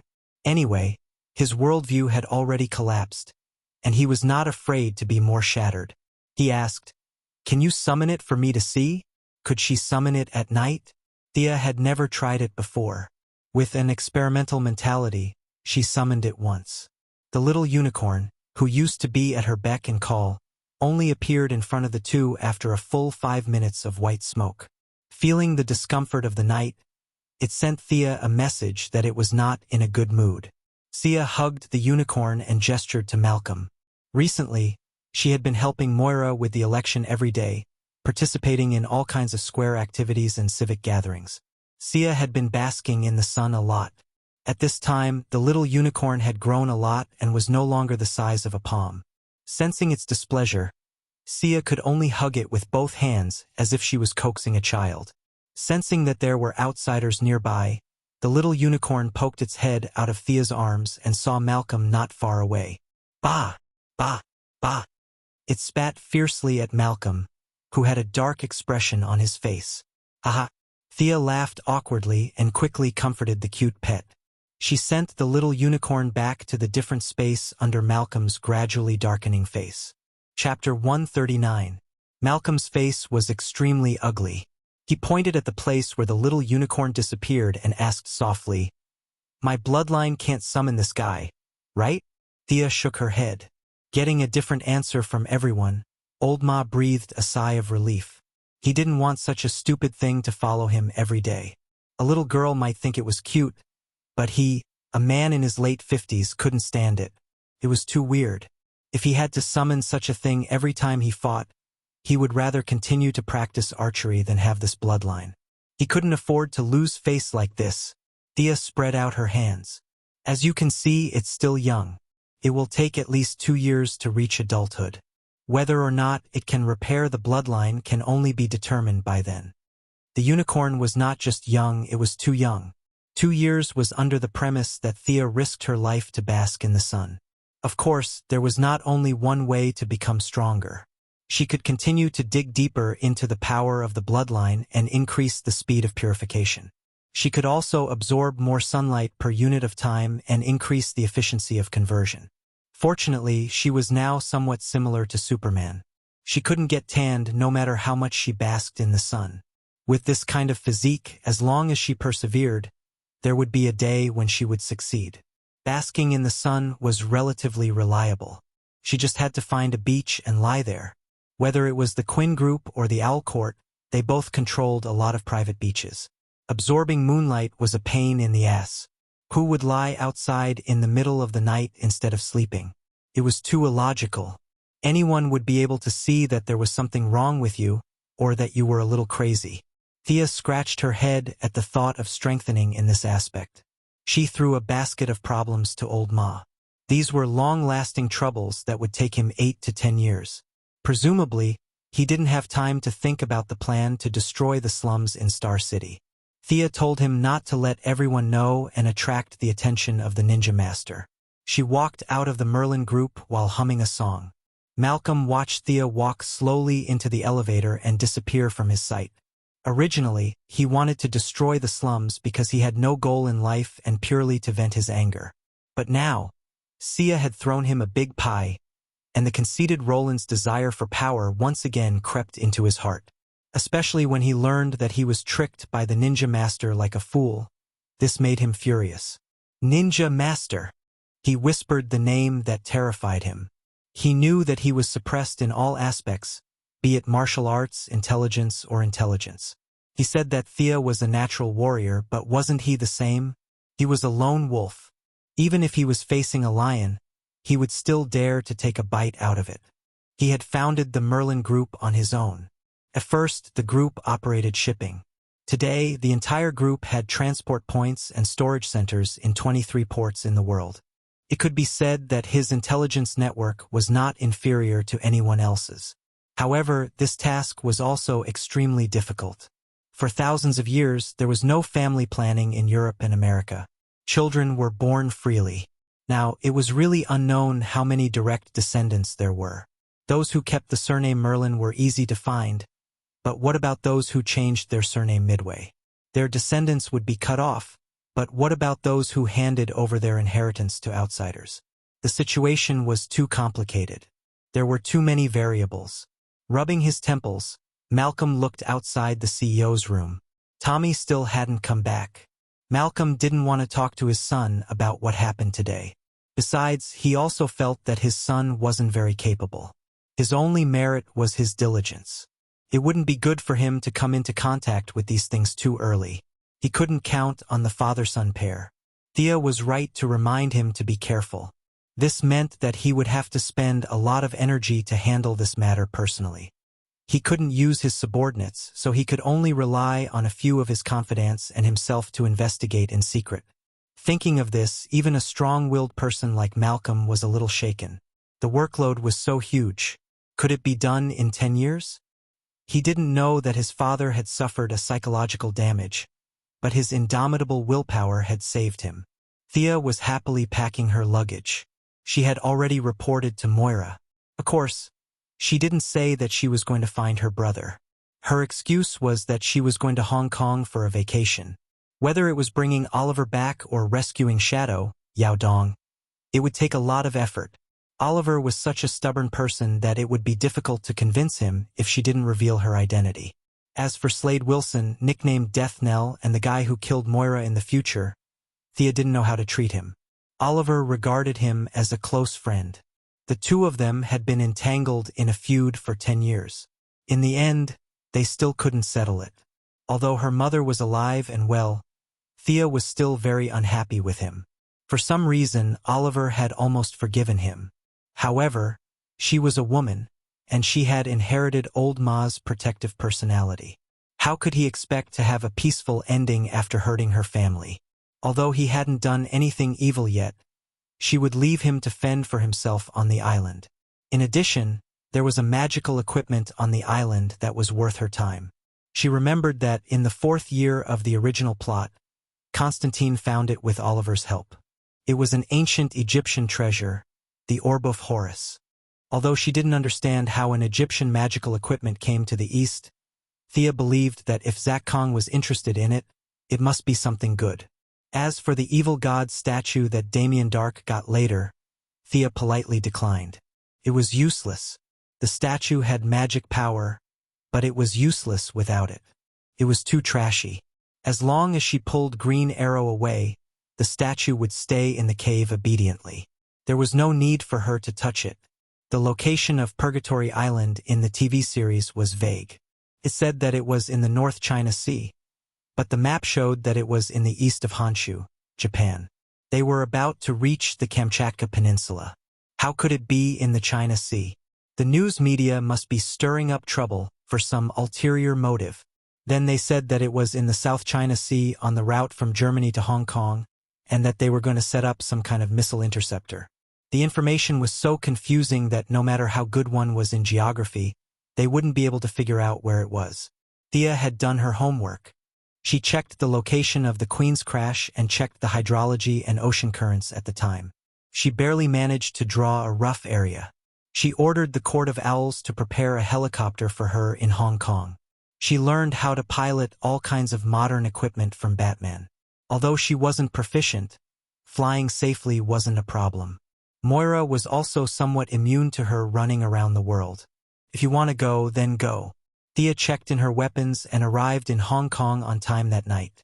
The familiar Chinese characters, the familiar skin color, but the person was no longer the same person. Thea wanted to find Yao Fei's other daughter, Yao Mei, but the court's influence here was weak, and the few contacts were not very effective. Thea could only give up and let Shadow find Yao Mei herself. She vaguely remembered that the Sky's Eye Society had a huge base here. Thea was very low-key and didn't attract anyone's attention. That night, she flew a specially prepared helicopter into the vast South China Sea. Chapter 140. There were as many small islands in the South China Sea as there were stars in the sky. It was too difficult to find them. Thea's actions could not be exposed. She was limited by fuel. For the first 2 days, she had to return to the port on time, whether it was refueling, accommodation, or comfort in the city. For the next 2 days, she was too lazy to fly back and forth. She added 2 more fuel tanks. During the day, she hid on the island to bask in the sun. She summoned the little unicorn to keep a lookout and went out to look for people at night. She had to avoid the patrol boats, fishery administration boats, and maritime boats on the sea. It was very tiring. I'm so sleepy. Miss Sia wandered around like a thief every night, so she was naturally lethargic during the day. Looking at the little unicorn running around with its 4 little hooves in the distance, the unicorn was very satisfied with the fresh air and sunshine on this island and had a lot of fun. Thea suddenly thought of a problem. She said in her heart in a tone of seduction, "Come here, come here." Theoretically, they could communicate with each other without any problems. However, the little unicorn was too young now. Could only convey some thoughts like it was hungry and comfortable. Thanks to the strong sun these days, the little unicorn had grown bigger. If it used to be the size of a palm, it was now the size of a foot. The little unicorn jumped happily in front of Thea. It thought that she was going to give it something to eat. This little guy was not picky. 2 days ago, it ate the squid Thea bought at a roadside stall in Hong Kong happily. Looking at the little unicorn who was shaking its head and wagging its tail to flatter her, Thea rolled her eyes. She quickly grabbed the little unicorn's 2 front paws and lifted it up. Her eyes quickly scanned its lower body. It's a little princess. That's good. If it's a male, it'll be awkward to put it together. The little unicorn kicked her with its 2 hind legs. However, it was too far away and could not do any damage. Thea quickly put it down before it was about to spit. She also stroked its mane. Whether it was useful or not, it was at least comforting. After confirming its gender, the rest was easy. I should give you a name, Thea thought while touching her chin. What? You have a name? No, I have to give you a name. Thea declared her sovereignty domineeringly, but she couldn't think of a good name because of her difficulty in naming. So, my daughter, the day you were born, the entire Lordaeron forest whispered the same name, Arthas. What do you think of this name? Are you happy? Thea couldn't think of a better name even after racking her brains. She slapped her thigh and decided to use this name. Ignoring the little unicorn's objections, he grabbed it up and threw it into the air twice. That was the end of the naming ceremony. She decided to let it play by itself. Sia found a place with plenty of light and continued to sleep. Day and night, night and day. Hard work paid off. Sia finally saw the large island in front of her at dawn on the 7th day. It's really hard to find. No one told me that there are such thick clouds around this broken island. Thea was a little depressed. She had flown over this area before, but the thick fog made her automatically ignore it. It wasn't until this morning that she found traces of the island under the fog. The half-moon-shaped island was densely covered with primeval forests. In the center of the island was a watchtower built by the ancient Han people. On the south side was a ditch, where the submarine from the Foot Basin country in World War II crashed into the rocks. She repeatedly compared it with her memory. This should be it. Thea had no intention of getting her hands on the biochemical drug Miraculu. She didn't need the power that sacrificed her rationality, but she didn't mind taking a few bottles back for research. That professor who was searching for the drug had a hole in his head. This was a drug from the Foot Basin country during World War II, 50 years after the present day. It wasn't that there weren't any scientists who were 50 years ahead of humanity, but they were few and far between. As for those people from the Foot Basin country, Thea didn't think they had the ability to do so. The Tribunal's experiment on strengthening humans had some similarities with Miraculou. She would give them a bottle and see if they could learn from each other. Thea didn't fly over to look for them. The island was much bigger than she imagined, about the size of a second-tier city. Oliver thought that there were only a few of them on the island, but he was wrong. There were people who planted flowers, made medicine, dug holes, and searched for treasures on the island. There were thousands of mercenaries from all over the world. If you left today, I'd come back tomorrow. There was no free time at all. It was just that the island was too big, and no one would bump into each other. She lowered the altitude, found a small valley, and parked the helicopter. This time, she took out all her equipment. Not a single arrow was missing. Her mechanical arm had also been successfully developed. Relying on Batman's nanotechnology, the mechanical arm was usually worn as 3 accessories on her left arm. With a press of a switch, it could be armed in 1 second. At full power, it could carry 2 to 10 tons of force. The arm was made of hafnium metal. This metal was resistant to high temperature and wear, could even withstand large-caliber bullets. It was a rare alloy used by the Federal Reserve for their vault doors. There were 3 sharp claws inside. They were made of titanium alloy and a small amount of carbon nitride. These 3 claws had kept the 50 scientists in Quinn's Applied Sciences department busy for a month. The results didn't disappoint Thea. After many rounds of experiments, she hadn't found any metal that she couldn't cut, other than those white dwarfs and neutron stars. She packed her luggage and made some camouflage for the helicopter. Even if she was discovered, she could fly back with the skateboard. It was just not as comfortable as a plane. She flew onto the skateboard. If she didn't have magic, it would be difficult. But now, she only needed to use a tracking spell to find Oliver, who was connected to her by blood. So far, the magical guidance was faintly discernible. It could only mean that the distance between them was far beyond the limit of magic detection. It's in the west. After confirming repeatedly, Sia flew close to the ground and faced the distance. The sun gradually moved to the west. The afterglow of the setting sun was reflected in the clear lake. A man and a woman stood face to face. The man looked sad, as if he was carrying a mountain on his back. The woman looked at him worriedly. There was some sympathy and love in her eyes. I just feel that this island has made me very scary. The man's voice was low, and his tone was full of sadness. The woman thought for a moment. She scooped up a handful of water from the lake and smeared it between the man's eyebrows. There is no island, no place, that can make you become what you don't want to be. But her words didn't dispel the man's discouragement. So I've always been an assassin? The woman organized her words. Everyone has a demon in their heart. The Tao Te Ching talks about the relationship between yin and yang. We all have 2 opposing forces in our hearts. Darkness and light, assassins and heroes. After saying that, she touched the man's face. Her eyes were full of love. They didn't know that not far away, a muscular middle-aged man was watching them hug each other into the water. His eyes were full of struggle and unwillingness. Chapter 141. When Thea arrived, she happened to see this scene. She wasn't ready to act out the melodramatic reunion of the siblings. She wanted to test their abilities. She put on the hooded glasses. Although European and American face blindness was serious, and people wouldn't recognize her if she wore a pair of glasses like Superman or Supergirl, she still felt that it was not safe. She used the black fog to cover her face. It was hazy. Not to mention Oliver, who hadn't seen her for more than a year. Even old Ma wouldn't be able to recognize her now. It doesn't look right. Be careful not to get a needle eye. Thea's long-range infrared glasses instantly found the middle-aged man peeping in the forest.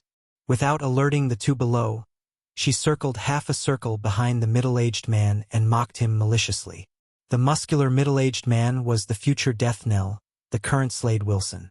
He was half teacher and half friend to Oliver, who was fighting with a woman in the water. Just as he was burning with jealousy, he suddenly heard the words behind him. Without thinking, he turned around and slashed down. "Your swordsmanship isn't bad." Thea nodded. Slade wasn't a pure martial artist. He was a mercenary. His swordsmanship was simple and quick, fully displaying his own characteristics. His strength and speed combined with his height and arm length made this slash full of momentum and power. Even if Thea was given a sword to slash, she wouldn't be able to bring out the charm of this sword. Slade didn't reject firearms. He could combine pistols and rifles with traditional cold weapons. But now that he was in purgatory, there were no firearms. Fortunately, his cold weapons weren't weak. He was good at the Kali martial arts of the Philippines and had practiced this skill to the peak. His swordsmanship in Kali martial arts could only be considered average. It was still far from being profound. But this average swordsmanship was based on Slade's own understanding and rich experience. He could bring out 150% of it in battle. Thea was a little excited. With her current level of fighting skills, there weren't many who could be considered her opponent. She couldn't fly to Gotham every day to find Batman to practice. Today, she finally met this non-famous crosstalk actor. No, non-famous martial artist. She didn't use magic or mechanical arms. She only used her own martial arts to fight with him. Sia quickly dodged the attack, pulled out her sword, and stabbed at his throat with a backhand motion. Richard didn't expect this guy covered in black fog to be so strong and fast.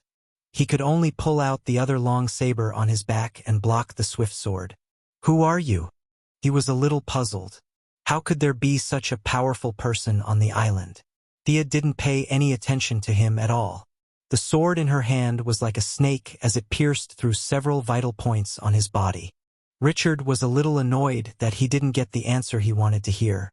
Taking advantage of his height and strength, he slashed left and right with his two swords and fought with Thea. Thea did not take the broad path of Batman. Of the 127 types of martial arts, she had only practiced a little more than 20. Although her IQ was considered top-notch, she had not reached the limits of human beings like Batman. Learning too much would only make her dizzy. Batman's method was only suitable for himself. Therefore, she had never practiced Richard's Kali martial arts. From the bottom of her heart, she looked down on the Philippines. What kind of top-notch martial arts could a broken country like that have? After exchanging a few blows, she relied on parrying to familiarize herself with his moves and to spy on Richard's flaws. As a veteran, Richard naturally knew what she was trying to do. However, it was not an exaggeration to say that he was old and strong. He used the entire set of swordsmanship back and forth twice. He had no intention of changing his moves. His two long sabers flew up and down, trying to finish off his opponent as quickly as possible. Thea found it funny. This set of swordsmanship was really ordinary. Even the creator of this set of swordsmanship was not as good as the current Richard. After all, this wasn't swordsmanship at first. It was a stick technique. In the remote forests of the Philippines, there was almost no iron or sticks could be seen everywhere. Long sabers? She could only laugh at that. Now, the two short sticks had been forcefully changed into dual sabers by Richard. The power had not decreased. Instead, it had multiplied. But that was it. After experiencing the Great Battle of Gotham and being taught by Batman, she was now considered a top fighter. Although her ranking was definitely not among the top few, seeing that Richard was only using the same few moves, Thea began to use her strong martial arts foundation and her advantage in agility. She dodged left and right, trying to disrupt Richard's rhythm. Although Thea's swordsmanship was superb, she quickly found a flaw. Richard used his left saber to protect himself, while his right saber slashed horizontally at Thea's neck. This move was actually quite clever. However, Filipinos were short, so it was very lethal. Richard was tall, so this slash was a little too high. Thea shrunk her neck and nimbly dodged the slash. Without waiting for him to put away his saber, she turned around and held her sword with both hands, aiming the blade at the body of the saber. With a light shout, her sword cut through his long saber. Richard's hand suddenly became empty. He knew he was in trouble. His opponent was too cunning. She had been holding her sword silently. Now she suddenly attacked and caught him off guard. He saw Thea's wrist tremble slightly, and the sword made a half circle, stabbing towards his eyes. "Stop!" a woman shouted. Although her tone was urgent, the gentle and delicate feeling in her voice was still lingering. Sia had long noticed her and Oliver rushing over.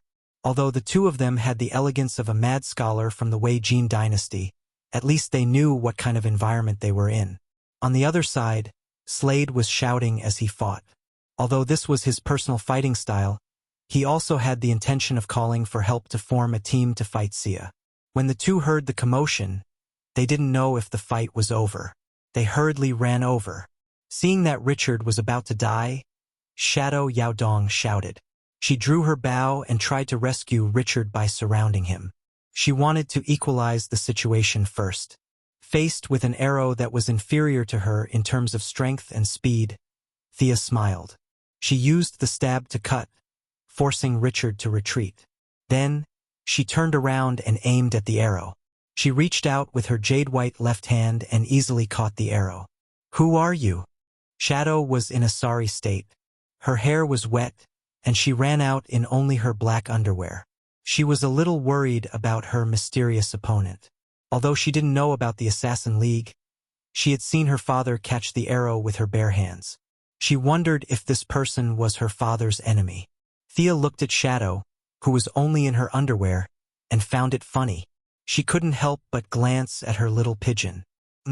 Finally, she found someone younger than her. After all, she was surrounded by women like Laurel and Catwoman every day. Thea was under a lot of pressure. This girl in front of her had a well-proportioned body and smooth skin. How would she feel? She glanced at Oliver, who was beside her. To be honest, she was a little disappointed. Oliver's footsteps were sluggish, and his eyes were unfocused. Forget about the future Green Arrow, he couldn't even compare to Tommy, who was currently a rookie hero in Star City.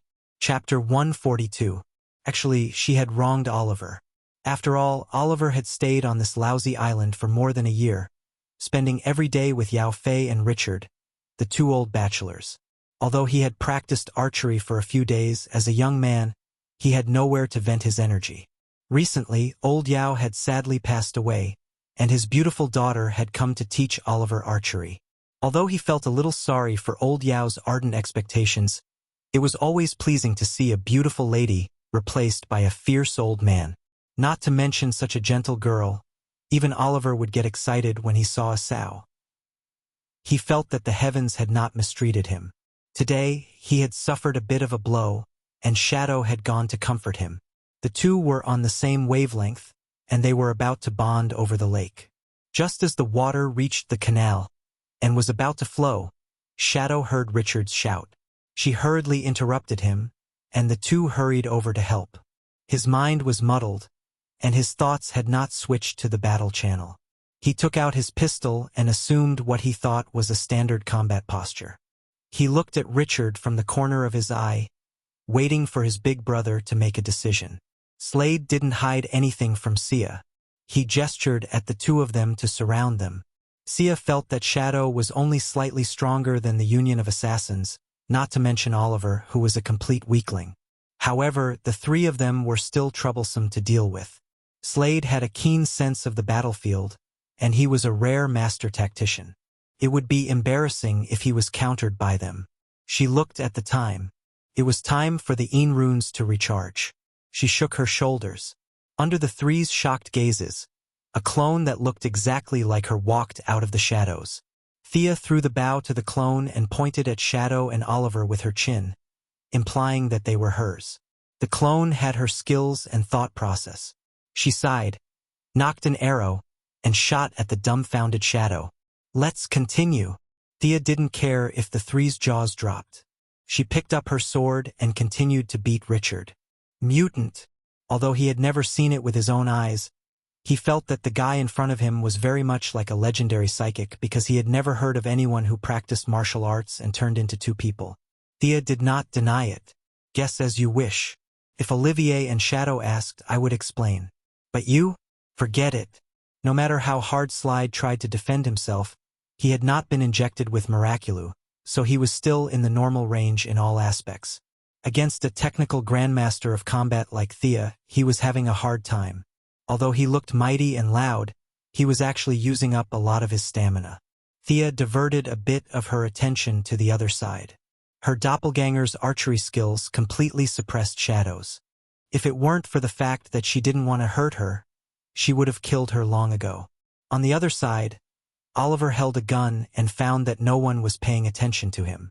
He looked at the battlefield uneasily and wanted to help, but he felt that the situation on both sides was quite dangerous, so he hesitated. Hit this. This is my real body. Slide, who was at a complete disadvantage, was still very clear-headed. Although he had never seen a doppelganger technique before, his intuition told him to make the right decision. As expected of the master tactician who almost defeated the alliance, Thea couldn't help but admire him. It seemed that she shouldn't use this technique in front of the enemy next time. Facing Oliver's gun, she glanced at it indifferently. Although she was not afraid, she did not want to play dodging games. She loudly recited a famous saying from the Assassin League, "Guns are the toys of the weak." With a flick of her hand, she enveloped Oliver with dark mist. With the help of her recent diligent training, she could now cast this spell on her own, which originally required a dagger as a guide. With the help of the Mark, she could cast it faster and more powerful. With the help of the Mark, she could cast dark mist and suggestion instantly. However, if it was daytime, these two spells would be difficult to cast and their effects would be weakened. The ancients relied on the sky to make a living. Now, she could use spells according to the time. It was a rare thing. Anyone would panic when their vision suddenly turned pitch black, and Oliver was no exception. "I can't see." Slade was shocked and shouted, "Calm down. Don't shoot randomly." He was the closest to Thea, and Oliver had aimed in this direction before. He was afraid that Oliver would shoot him carelessly. In fact, he had underestimated the future Green Arrow. Not to mention her combat ability, her psychological quality was already showing the essence of a hero. This was Oliver's first time coming into contact with magic. After the initial panic, he quickly calmed down. He moved back and forth a few steps, and found that his surroundings were still pitch black. He didn't know that Thea's magic had been slightly modified. Originally, it was cast at a fixed location, but now it was cast while attached to the enemy. The duration of the spell would be reduced by the target's body, but the effect was better. Hearing Slade's shout, Oliver also responded loudly, "I know, I won't move." At least there was something good about him. Thea's impression of her brother improved a little. "Since you're so calm, the next spell won't scare you, right?" Hopefully, Thea drew a few runes in the air with her left hand. She aimed at Oliver's black fog, and a black light shot out. This was the only spell she had memorized from the pile of parchments in the Arcana realm. It was supposed to be a targeted spell, but after considering her own situation, she changed it into black fog immobilization. She could use the black fog on the target for a second time. First, her mana consumption was reduced by more than half. Secondly, the new spell circuit only needed to slightly modify the black fog immobilization. It was safe, fast, and could unleash the effects of her runes. Seeing that her spell was finished, Thea opened her left hand, aimed at Oliver, and clenched it. "Ha!" Oliver, who was fumbling in the dark, found that he had regained his vision. He was secretly delighted. It was not a good feeling to be blind. He decided to stay away from the mysterious person. "I can't mess with you, so I'll hide. Okay? I'll go help the little beauty shadow. Okay?" But just as he was about to move, he was shocked to find that he couldn't move at all. Slade was about to call him over to help, but when he saw him gritting his teeth, he couldn't help but be stunned. Thinking of Sia's murmur just now, he was completely stunned. He was just a mercenary now, not a death knell in the future. With his knowledge, understanding people with superpowers was the limit. He had never even heard of a mage at a higher level, let alone seen one. This was the first time in his life that he had come into contact with a supernatural power. His hands and feet were in a mess, and Sia found an opening and knocked him to the ground. Just as he straightened his neck and was about to fight back, Sia hit him on the back of the neck with a karate chop. Phew! Now that this eyesore was taken care of, the rest was much easier. The doppelganger forced Shadow to retreat with 2 arrows. She handed the bow to the real body and disappeared like a shadow. Chapter 143. Hey! Shadow ran to Oliver's side and saw him posing like a statue in a temple. She was a little annoyed and pushed him with normal strength. She pushed him again, but he didn't move. She pushed him again. Clang! Oliver fell to the ground like a piece of wood. Thea felt a chill run down her spine. Is he going to get a concussion? It would be a loss for the Justice League if he became a retard. She quickly snapped her fingers and stopped the magic. Oliver felt like he was out of luck today. The goddess he admired was about to have sex with him, but he didn't get to have her. He was also blinded during the battle and became severely paralyzed. Finally, he was thrown to the ground by his goddess and almost threw up his dinner from last night. But at least he knew that there were enemies in front of him. He shouted Richard's name a few times, but there was no reply. He stood beside Shadow and looked at Thea in panic. Oliver Quinn, do you want to go home? I can send you back. Thea didn't want to waste time talking nonsense with him. If you can, you can. If you can't, you can continue to stay here. Thea was in a dilemma. She wasn't afraid of his poor martial arts skills. If Talia could teach him, she could teach him too. The key was his heart. He didn't have the awareness to be a hero. Yao Fei's first year of teaching was a complete failure. As long as she revealed her identity, he would definitely go with her. But was that really his true intention? If he didn't learn martial arts, even if he was a good-for-nothing for the rest of his life, Thea could take over his job. There were only a few villains in Star City. They could all be eliminated in a breath. But that wasn't the point. As his family, Thea didn't ask him to save people. She only asked him to save himself. But it was easier said than done. Plus, no one else could help him. She could only rely on him to walk out of the shadow between self-affirmation and self-denial. She couldn't find a few bad guys to torture him. As the saying went, if there's trouble, you have to fight. If there's no trouble, you have to create trouble. It would be better to leave him on Purgatory Island and continue on his original path of fate if he spent so much effort. Thea finished her question and stared at him silently, waiting for his answer. Oliver did not know that this question would decide his future. He was a little dumbfounded, but he was not stupid. He immediately reacted. You were sent by my family? Thea nodded and didn't say anything. I'm your family and I sent myself here. There's nothing wrong with what you said. Do I have such a fierce person in my family? Oliver turned his head to look at the unconscious Richard on the ground. Previously, he had thought that Richard was as swift as the wind and as ferocious as a tiger, and that he was about to become the world's #1 expert. Now, he had actually been defeated by an expert his family had found. This made him misjudge the Quinn family's background. Just as he was about to agree, he fell silent. Could he really pretend that nothing had happened and continue to be a playboy in Star City? Old Robert had given him a mission. Did he have the courage to cut off everything to complete it? I think. Oliver looked at Shadow, who was nodding at him. What about them? He asked. What about them? They are my friends, so they have to go with me. Thea pointed at Shadow. She can. She pointed at the unconscious Slade. He can't. Why? At this moment, Oliver felt a little puzzled. Thea thought for a moment and said vaguely, this person will cause you irreparable harm in the future. Do you still want to take him with you? If someone had said this to him before today, Oliver would have spat all over that person's face. However, Thea's spells had shocked him too much. His worldview was showing signs of shattering. He had no choice but to think carefully. However, Thea's words were too vague. How could it be irreparable harm? Was it wounds on his body or the death of his family? The range was too vague. Oliver thought for a long time but could not think of any harm. He thought back to the times when he had known and accompanied Slade. The two of them had been half teacher and half friend for more than a year. Slade was like an elder brother to him. Although he was very fierce, he had never hurt him. If you can't take him with you, I won't leave, Oliver said viciously. Oliver said fiercely. He even played a trick here. He thought that the other party was a hired thug and would at least give him some face. For the sake of the mission, the other party would definitely compromise, or at least discuss it with him, right? Unexpectedly, Sia nodded. All right, let's do it this way. Oliver was dumbfounded. Why didn't you follow the script? Under Oliver's dazed gaze, the mysterious person looked at Shadow. What about you? Are you going to leave this island? I can send you to Hong Kong. Your sister is still waiting for you.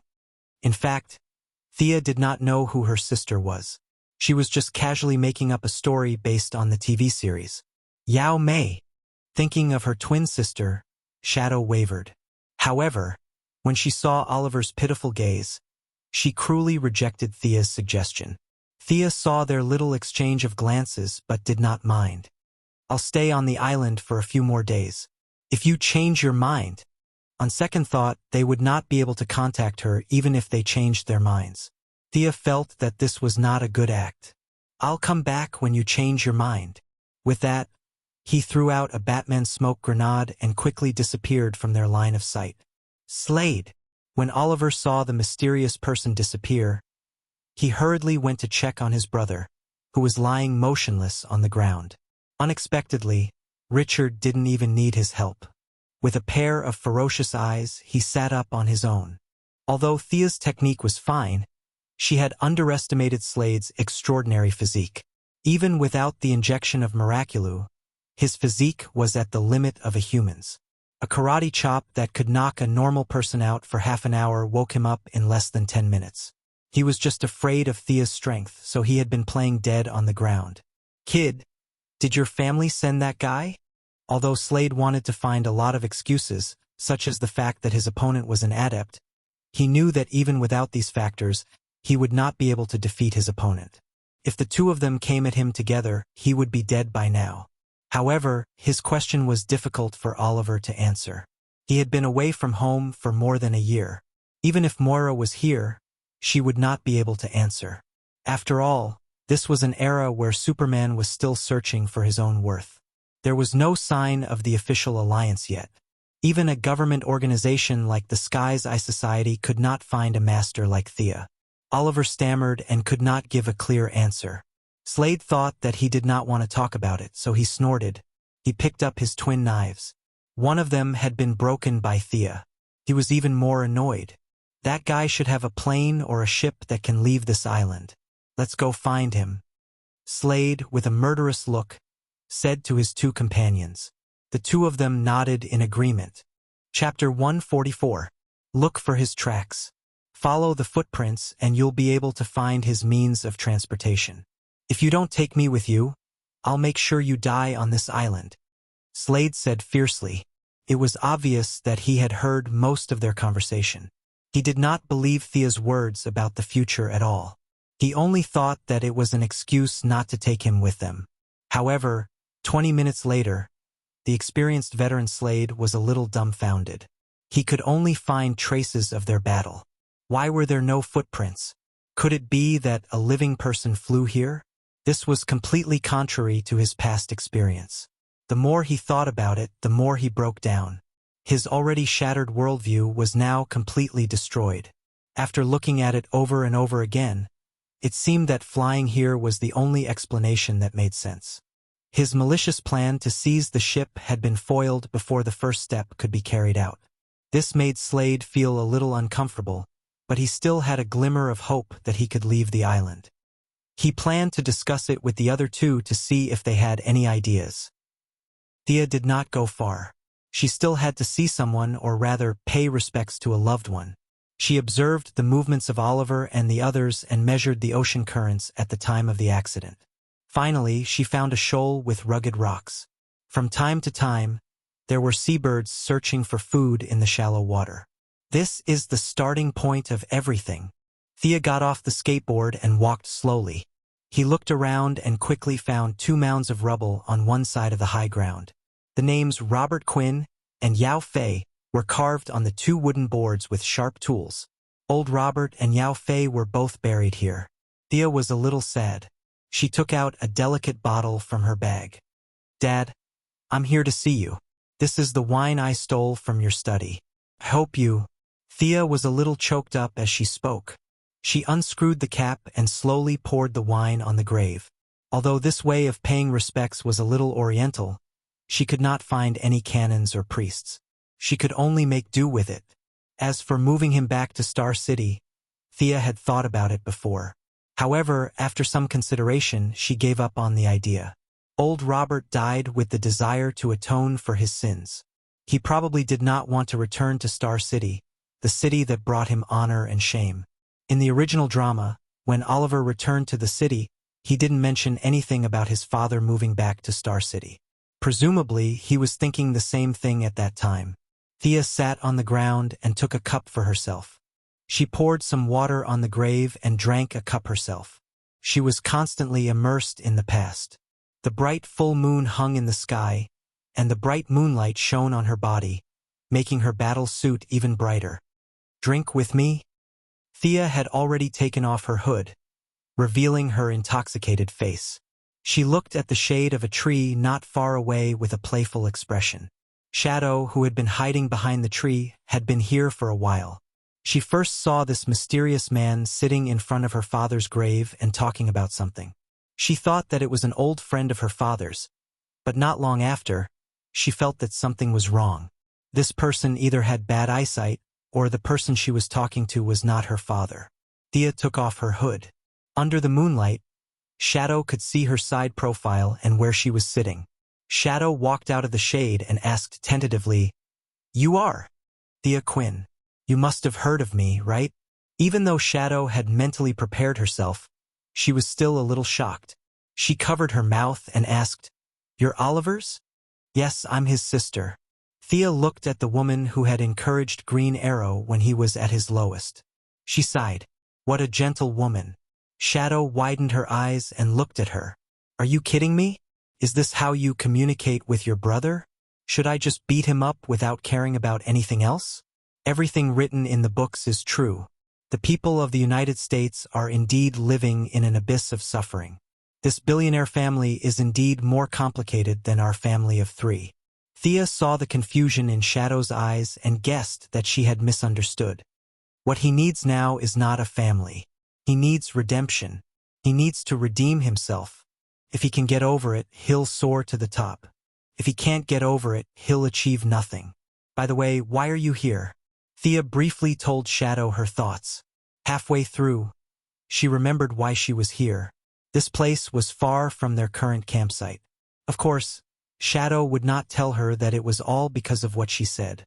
Both Slade and Oliver had something on their minds. The campsite was too boring, so she came out for a stroll and ended up here by accident. Shadow walked to Thea and sat in front of Yao Fei's grave. 2 old men, 2 daughters. What a coincidence. Shadow thought that Thea would not understand her if she spoke in Chinese. She did not expect to meet a weirdo. Fate brings us together? Ah, you know Chinese. Shadow was shocked. Based on her understanding of Oliver's family, his family would not be exposed to Chinese. She felt a little embarrassed that her secret was exposed. Thea was amused when she saw Shadow's expression change from gentle to angry. She thought to herself, "This is nothing. You haven't met Master Bruce. He can even sing Boundless Sea and Sky in Cantonese." Since they both knew Chinese, communication was much smoother. Shadow had to take care of Slade and Oliver, who were illiterate, every day. It was hard for her to speak English. The 2 women were on a deserted island. It was not appropriate for them to talk about makeup or clothes. They decided to talk about something more appropriate. That, "Aren't you going to move your father?" Shadow, who believed in returning to one's roots, was surprised when she heard that Gu Nianji had no intention of moving the grave. What could Thea say? The cultural differences between the East and the West. It was a bit far-fetched and too broad. She could only tell Shadow her thoughts. "What about you? I flew a helicopter here. I can help you move him back. I lied to you before. I didn't see your sister. I only know that she's in Hong Kong. If you want to go back." Thea's subtext was that if Shadow wanted to go back, she could find her sister to bury her father. It would be fine. If Shadow didn't want to go back, she, as an outsider, would not waste her time looking for him. She could just find a place to bury him. It would be worth it for Yao Fei to accompany old Robert for a few months. Well, Shadow was confused when they talked about herself. To her, burying her father and finding her sister were the most important things. Even if aliens came tomorrow, it was not as important as these two things. However, she did not want to give up Oliver on the island. I have something to say, but I don't know if I should say it, Thea said politely. Shadow rolled her eyes. I've seen TV dramas. It's not appropriate. Are you going to say that Oliver and I are not suitable? That's what a mother-in-law would say, right? You're really strange for a sister. Did you bring your checkbook? TSK. You're not playing by the rules. Thea was a little upset. This was not the right way to describe it. There were too many family dramas in the country. Shadow was experienced. Chapter 145. Although she choked back half of her words, she still had to say it. Sia cleared her throat and said, Ahem, you and Oliver are indeed not suitable. Don't glare at me, at least not now. Shadow's beautiful eyebrows were raised as she glared at her angrily. She probably couldn't beat her in a fight, or she would have argued with her this morning. Oliver and I are a match made in heaven. Is it appropriate for a sister like you to say that? I know you don't want to hear it, but I still have to say it. Did you notice the gaze of the man with 2 swords on his back? As Sia spoke, she even gestured to the 1.9-meter-tall man with a full beard. This wasn't a game. It was impossible to know the other party's name just by meeting them. At the very least, Sia had to pretend that she didn't know. He's also secretly in love with you. If you choose my brother in the end, then Oliver's friendship with him will be over. Have you considered this?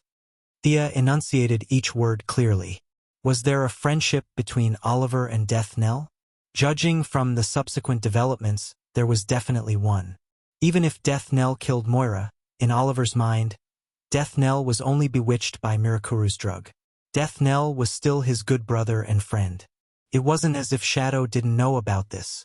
She had thought about it before, but when the choice fell into her hands, she still panicked. After thinking it over and over again, she really couldn't find a perfect solution. Then there was only one way left for her. After standing silently with her back to Sia for half an hour, she finally made up her mind. Okay, I'll go with you. When? My plane is quite far from here. I'll get it. You can take your father out first. Thea jumped on the skateboard. She flew for about 10 meters before turning back. It's a little hard to say. My subordinates have a human revival experiment. The success rate is only 10%. Do you want to try it? She felt guilty about experimenting on someone else's father. However, Shadow didn't pay attention to these details. Her mind buzzed. You mean, my father can be revived? Thea suddenly thought of it just to increase the reason for her to leave. She nodded and said, It's a kind of biochemical experiment. It's not effective for people who die of natural causes. Your father didn't die of natural causes, did he? Of course not. No one would die of natural causes if they were shot in the head. Shadow's tears flowed uncontrollably. She would try even if it was 1%, let alone 10%. Olivier and whatnot were thrown out of the window. No matter how good a man was, he would never fall into her bowl. She didn't want to think about it anymore. Sia nodded when she saw the drastic change in Shadow's mental state. Then get ready. We're leaving now. The journey back was smooth. When they arrived at their temporary residence, Thea gave Catherine Monroe a call and briefly told her what had happened. This woman was well-connected and knew what to say and what not to say. Thea's explanation of the revival project was very vague. Shadow could only assume that it was a secret experiment by the American military. This made her feel uneasy, but at the same time, she had a glimmer of hope. No matter what, American technology was so advanced. Perhaps it could really succeed. The court personnel came quickly. They took Shadow and the frozen old Yao to Gotham in a private jet. Before they left, Thea gave Shadow her contact number and warned her that this experiment had a deep background. She told her to be careful when she got there. Of course, it would be better if she pretended to be dumb or blind. I'm finally out. Thea crawled out of the ground like a miner. Her face was covered in dust. It had been 5 days since she parted ways with Olivier and the others and sent Shadow away. Since my brother doesn't want to leave, I'll go treasure hunting. That was what she thought, and that was what she did. In the original novel, Constantine would come to the island in the 4th year to search for a treasure called the Orb of Horus. However, Constantine came with a map. With Olivier leading the way, he found the underground chamber and successfully returned with the treasure. Thea had nothing now. Even if she asked Olivier, it would be useless. The island was too big. There were no signs. Who would know where the treasure was buried? She could only use the stupid method. She sat on the ground and meditated. She used her strong mental power to sense the subtle changes in the magic around her. Fortunately, the island was one of the nodes of the world's magic network. It strengthened her senses to a certain extent. Even so, it took her 3 days to find the exact location. Finding the location didn't mean that she would be able to get the treasure. Constantine looked for a hole and dug a tunnel. Only God knew where the hole was. Thea could only use the stupidest method. She would use brute force and dig a hole. She took out the military shovel that she had prepared and equipped the mechanical arm to dig a hole. She dug through dirt and smashed stones. She didn't have to worry about being discovered on such a deserted island. She also didn't have to worry about disturbing the residents. It took her another 2 days to dig a hole that was 3 meters wide and more than 50 meters deep. It didn't take long for them to see this treasure. The handle was made entirely of gold, and it was 30 centimeters long. There was a light red gem at the top. This was the magic ball of the Egyptian pharaoh's guardian god, Horus. Thea looked at it from afar. The temptation of the inner demons and the guards in full golden armor that she imagined didn't appear. The magic ball was inserted on the altar alone, like a watermelon in an old farmer's field waiting for someone to pick it. Thea remembered that when the magic ball was picked up, a frame full of sharp blades would fall from the top. However, she didn't see any mechanism on the altar. She thought to herself, even if there is a mechanism, I'm not afraid. She looked at the time. It was just nighttime. She shook her shoulder and instructed her clone to do this somewhat dangerous job. But she didn't expect that as soon as her clone put her hand on the magic ball, not to mention picking it up, the moment her skin touched it, the whole underground room collapsed as if it had been hit by a magnitude 18 earthquake. The clone only had time to throw the magic ball to the main body before it was buried under a large number of stones. Hiss! Thea didn't have time to sigh. Under the chain earthquake, the ground under her feet also collapsed. Fortunately, she was prepared. She used her mechanical arm to protect her head. The Kevlar that Batman gave her was also the best, so she didn't suffer any injuries after the collapse. After that, she used her hands and feet to dig herself out. Damn it! There wasn't such a strong reaction in the TV series. Was it because she didn't take the usual path? Or was it because she couldn't use her clone to touch it? Thea couldn't think of an answer. She observed her harvest carefully. The magic ball was divided into 2 parts, the gem and the handle. She didn't know if this ruby the size of a child's head was personally used by the gods, but it was indeed full of magic, and it was fire magic that matched Thea's affinity. As for the words on the handle, she could see that the words were a spell. However, Thea was a little confused. The words were written in ancient Egyptian. She didn't know if there were 10 people in the modern era who could recognize the words, let alone her. But it was a treasure anyway. She could take it back and study it slowly. It was the age of the internet. What couldn't she find out? Chapter 146. Thea was originally hesitant about finding the statue of the African evil god. In the 4th year, Oliver would help the Sky's Eye Society get the statue, and it would eventually fall into the hands of Damien Dark. Instead of wasting time, it was better to destroy it. But no matter how hard Thea tried, she couldn't find any other source of magic on the island other than the magic ball in her arms. Was it because of the different systems? Or did the statue not have any magic waves? Since she couldn't find it, then so be it. There were still 9 years before Damien's nuclear bomb would wipe out Star City. She could just kill him in advance. She had already completed half of her trip to Purgatory Island, and the remaining task was to rescue Sarah Lance. She didn't have much of a relationship with her, so she didn't have to worry about whether she was willing or not. Once she got her back to Star City, her reputation with her father, Inspector Lance, and Laurel would instantly be worshipped. Thea wouldn't have bothered if it was too far away, but she was on a ship on the other side of the island. Since it was just a matter of convenience, she might as well give her a hand. Thea didn't hesitate.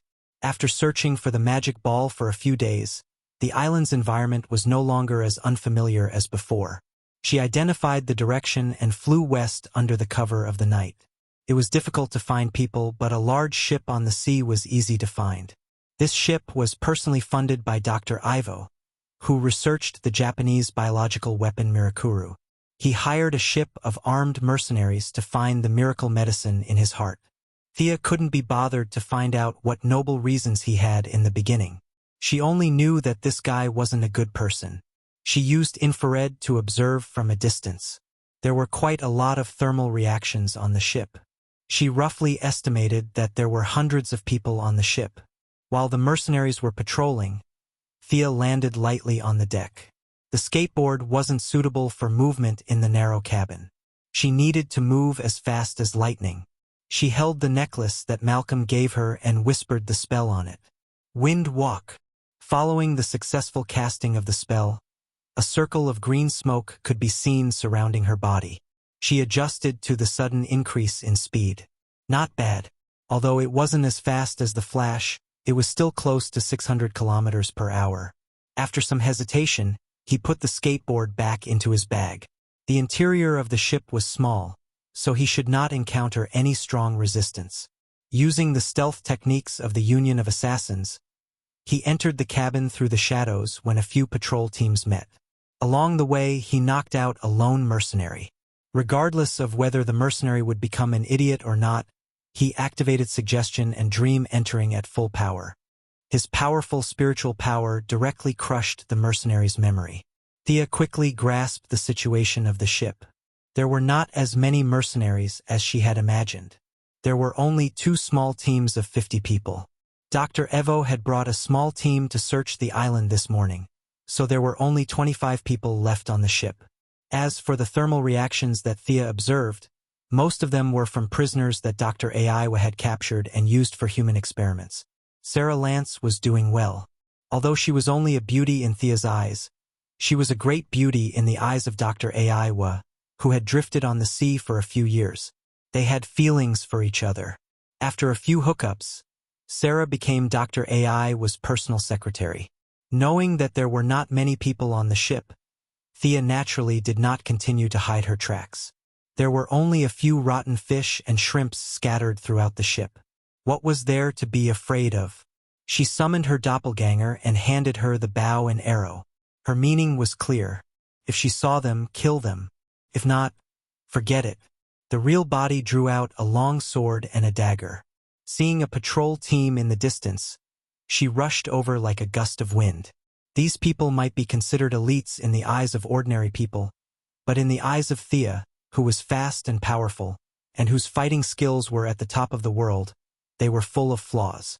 She slashed left and right, and every time she waved her weapon, a strong man would fall to the ground. The doppelganger also drew the bow and shot at the mercenaries who had picked up their weapons and were ready to fight back. The battle ended in a short 30 seconds. Thea shook off the blood on the spine of her sword. The real body killed 5 and the doppelganger killed 3. Not a single one of them can fight. The real body's complacent remark made the doppelganger roll its eyes. The doppelganger raised its bow and arrow. Go and start the fight. I'm a long-range fighter. Like looking into a mirror, they teased each other for a while. Thea was surprised to find that the doppelganger was especially active at night. She seemed to be able to absorb energy from the killing. Her originally stiff expression became much more lively. Does this mean that I have to be the light emissary during the day and kill at night? My talent is really strange. Will it really not split after a long time? Then, another patrol team was wiped out. Thea followed the memory that she had read and found the captain's room. The iron gate was tightly locked, and it looked very sturdy. Thea could not go up and shout that there was a delivery. Open the door quickly. She could only turn on the power of the mechanical arm and punch at the suspected keyhole. Poof! There was a crisp sound, but the expected earthquake did not happen. The door looked sturdy, but it was actually a layer of iron that could be pierced through with a light poke. Thea's punch was so powerful that it took down the entire door along with its frame. Ah! A scream rang through the room. Sarah Lance had been sleeping well in the captain's room. The conditions here were naturally not as good as at home, but happiness came from comparison. Compared to the experimental subjects who were waiting to die in the cage, she had reached the top in a single bound. Dr. Evo did not make any excessive demands of her. In fact, even if he did, she would not dare to resist. She thought that her days would go on like this, but she did not expect to hear so many screams in her sleep. At first, she thought it was a dream, but when the thick smell of blood rushed into her nose, she knew it was not a dream. Just as she was feeling uneasy, all the screams disappeared. She could only hear light footsteps outside the door. When Sarah was about to hide, a silver-white metal arm outside the door broke through the cabin door with a poof. Under her horrified gaze, the entire cabin door was removed. At this moment, all she could do was scream. Countless movie clips appeared in her mind, such as Terminator, Alien, and so on. Of course, she was not playing the role of the Terminator. She was the female pig-trotter who was scared to the point of peeing her pants. Thea swaggered into the room and saw Sarah, who was trembling all over with her eyes closed. She was speechless. Was she that scary? She had to admit that her voice was really loud. No wonder she could get the mixed account of White Canary. But she was here to save her. She recalled her doppelganger. She could not let her see these things. Hey, I'm here to save you. After waiting for 3 seconds, Sarah did not hear her at all. She shouted so loudly that Thea's voice was completely covered. After all, she was someone she knew. Whether it was Oliver, Laurel, or Inspector Lance, it was not appropriate to directly beat her up and kidnap her. Thea could only be patient and listen to her shouting. She didn't know if the remaining mercenaries on the ship were frightened by her murderous aura, or if they were jealous that Sarah had suddenly become the captain's subordinate and above 50 people. Either way, no one was prepared to rescue the captain's little lover, and they all hid in a corner and pretended to be dead. Chapter 147. Thea found a chair and sat on it with her legs crossed. The corner of her mouth twitched. She thought to herself, I'm going to ignore you. Let's see how long you can howl for. Sarah Lance's mind was blank. She thought about being dismembered by the enemy and wondered if the enemy had taken out a gun. She was scaring herself, thinking that she only had a few seconds left in this world. She should make full use of it and continue to scream. But when her voice was hoarse, she realized that something was wrong. She was going to be a heroine in the future, so her basic intelligence was still online. Huh? There seems to be only my voice in the room. Where's the enemy? Was he knocked out by my scream? She opened her eyes a little. No one? The enemy ran away. Sarah Lance was overjoyed. She opened her eyes and let out a sigh of relief. But when she turned her head, she almost bit her tongue when she saw Thea sitting on the chair. You, huh? Sarah pointed at Thea's face and thought. At this time, Thea took off her hood and revealed her face. She should know her. After all, it had only been a year, so her appearance wouldn't change too much. But it was hard to say. At least, Thea didn't have much of an impression of her. Fortunately, she was arrogant in the past, but people still paid attention to her. You are? You're Ali's sister? Sarah felt that the woman in front of her looked familiar. She slapped her forehead and tried to recall. Finally, she found a clue from Ali. Isn't this his sister? As for her name, Sarah couldn't remember. She sighed. Thea Quinn. I'm here to save you. Your father and sister miss you very much. She reached out a hand and pulled Sarah up from the floor. This girl didn't look tall, but she had a lot of meat on her body. Perhaps the food on the ship was too good, but she was chubby. Fortunately, Thea had been exercising for a long time. If she was the skinny girl from before, she wouldn't have been able to pull her up. Sarah was still drowning in her longing for her father and guilt for her sister. She stood up and realized that she was being pulled out of the door. Where are we going? Where are the guards?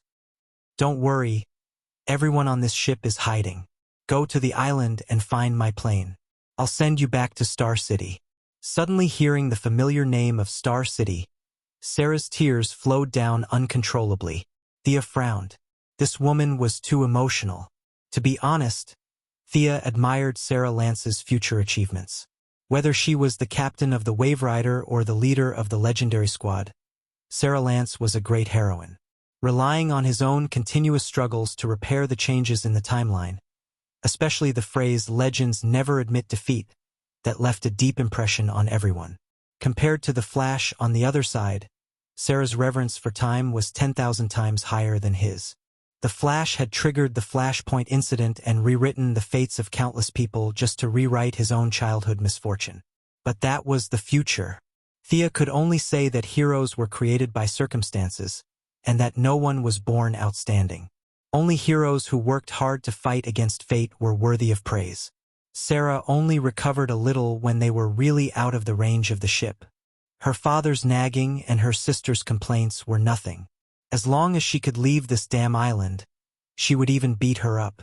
At this time, not far from the two of them, a wave of blue light appeared in the air. After a violent wave, a man and a woman walked out of the air. The short blonde woman was very alert, but when she looked around, her face was full of disbelief. Purgatory Island? The tall man on the side heard her call and looked around carefully. This is the Purgatory Island that you and Oliver stayed in? Why did Gideon send us here? Shouldn't we be in the Star City police station in 2007? The two of them were speechless. They could only silently get up and walk into the darkness. What is this thing? When Thea was installing the skateboard, Sarah's brain had returned to normal. She asked a lot of questions like where was Ollie, how was her family, and so on. Thea could only answer a few selectively. It's installed. Just when Thea was about to jump on, she suddenly felt her temple throbbing. A strong sense of danger surged in her heart.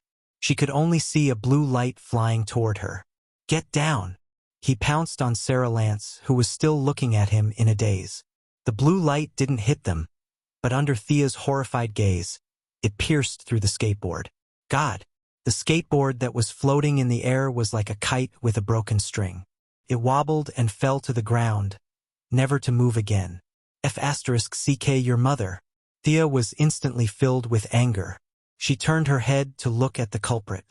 Not far away stood a tall woman in black clothes with black hair and a blank expression. Who was this? Why would such a person suddenly appear on Purgatory Island at this time? But before she could open her mouth to ask, the weapon in the woman's hand started firing non-stop. Swoosh, swoosh, swoosh. Rays of blue light shot towards Thea and Sarah. Laser weapon. Thea was a little confused. There weren't such high-end weapons in this era. The Batfighter was considered the pinnacle of human technology, but it hadn't entered the laser era. Could it be that this person was an alien? The situation was grim. No matter who the opponent was or where she came from, the fact that she was an enemy was undeniable. After whispering to Sarah to hide, Thea raised her hand and cast a dark magic. She didn't need to trap the opponent.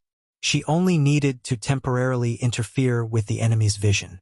Then, under Sarah's shocked gaze, Thea cast the wind-walking spell on herself again. The distance of 100 meters was covered in an instant. Facing the enemy who had just escaped from the black fog, she raised her hand and slashed. Thea's speed was very fast. In just a few dozen moves, she had completely gained the upper hand. She found that the woman's fighting ability was far inferior to hers. At best, she was at the level of a special forces soldier. But she was very strong and her body was very sturdy. Her sword that could cut iron like mud could only leave scratches on her body. Her body was so dense? She shouldn't be an earthling, right? She didn't know. While she was puzzled, the woman opposite her was also extremely surprised. She kept thinking in her heart, who was this woman fighting with her? She didn't seem to be the target of her mission. Two people who shouldn't be at this time appeared in a place where they shouldn't be and inexplicably fought. This was completely different from her initial plan. But as the fight went on, her anger also rose. Thea's sword slashed her body more than a dozen times. Although the cuts weren't deep, she was not a robot. She would still bleed. Relying on her strength that was far greater than that of an earthling, she didn't pursue small fights. Instead, she used strong punches. Seeing that she changed her attack style, Thea didn't dare to take it head-on. She deliberately exposed a flaw. The woman in black was overjoyed. She ignored the sword that was going to pierce her collarbone and punched Thea's face.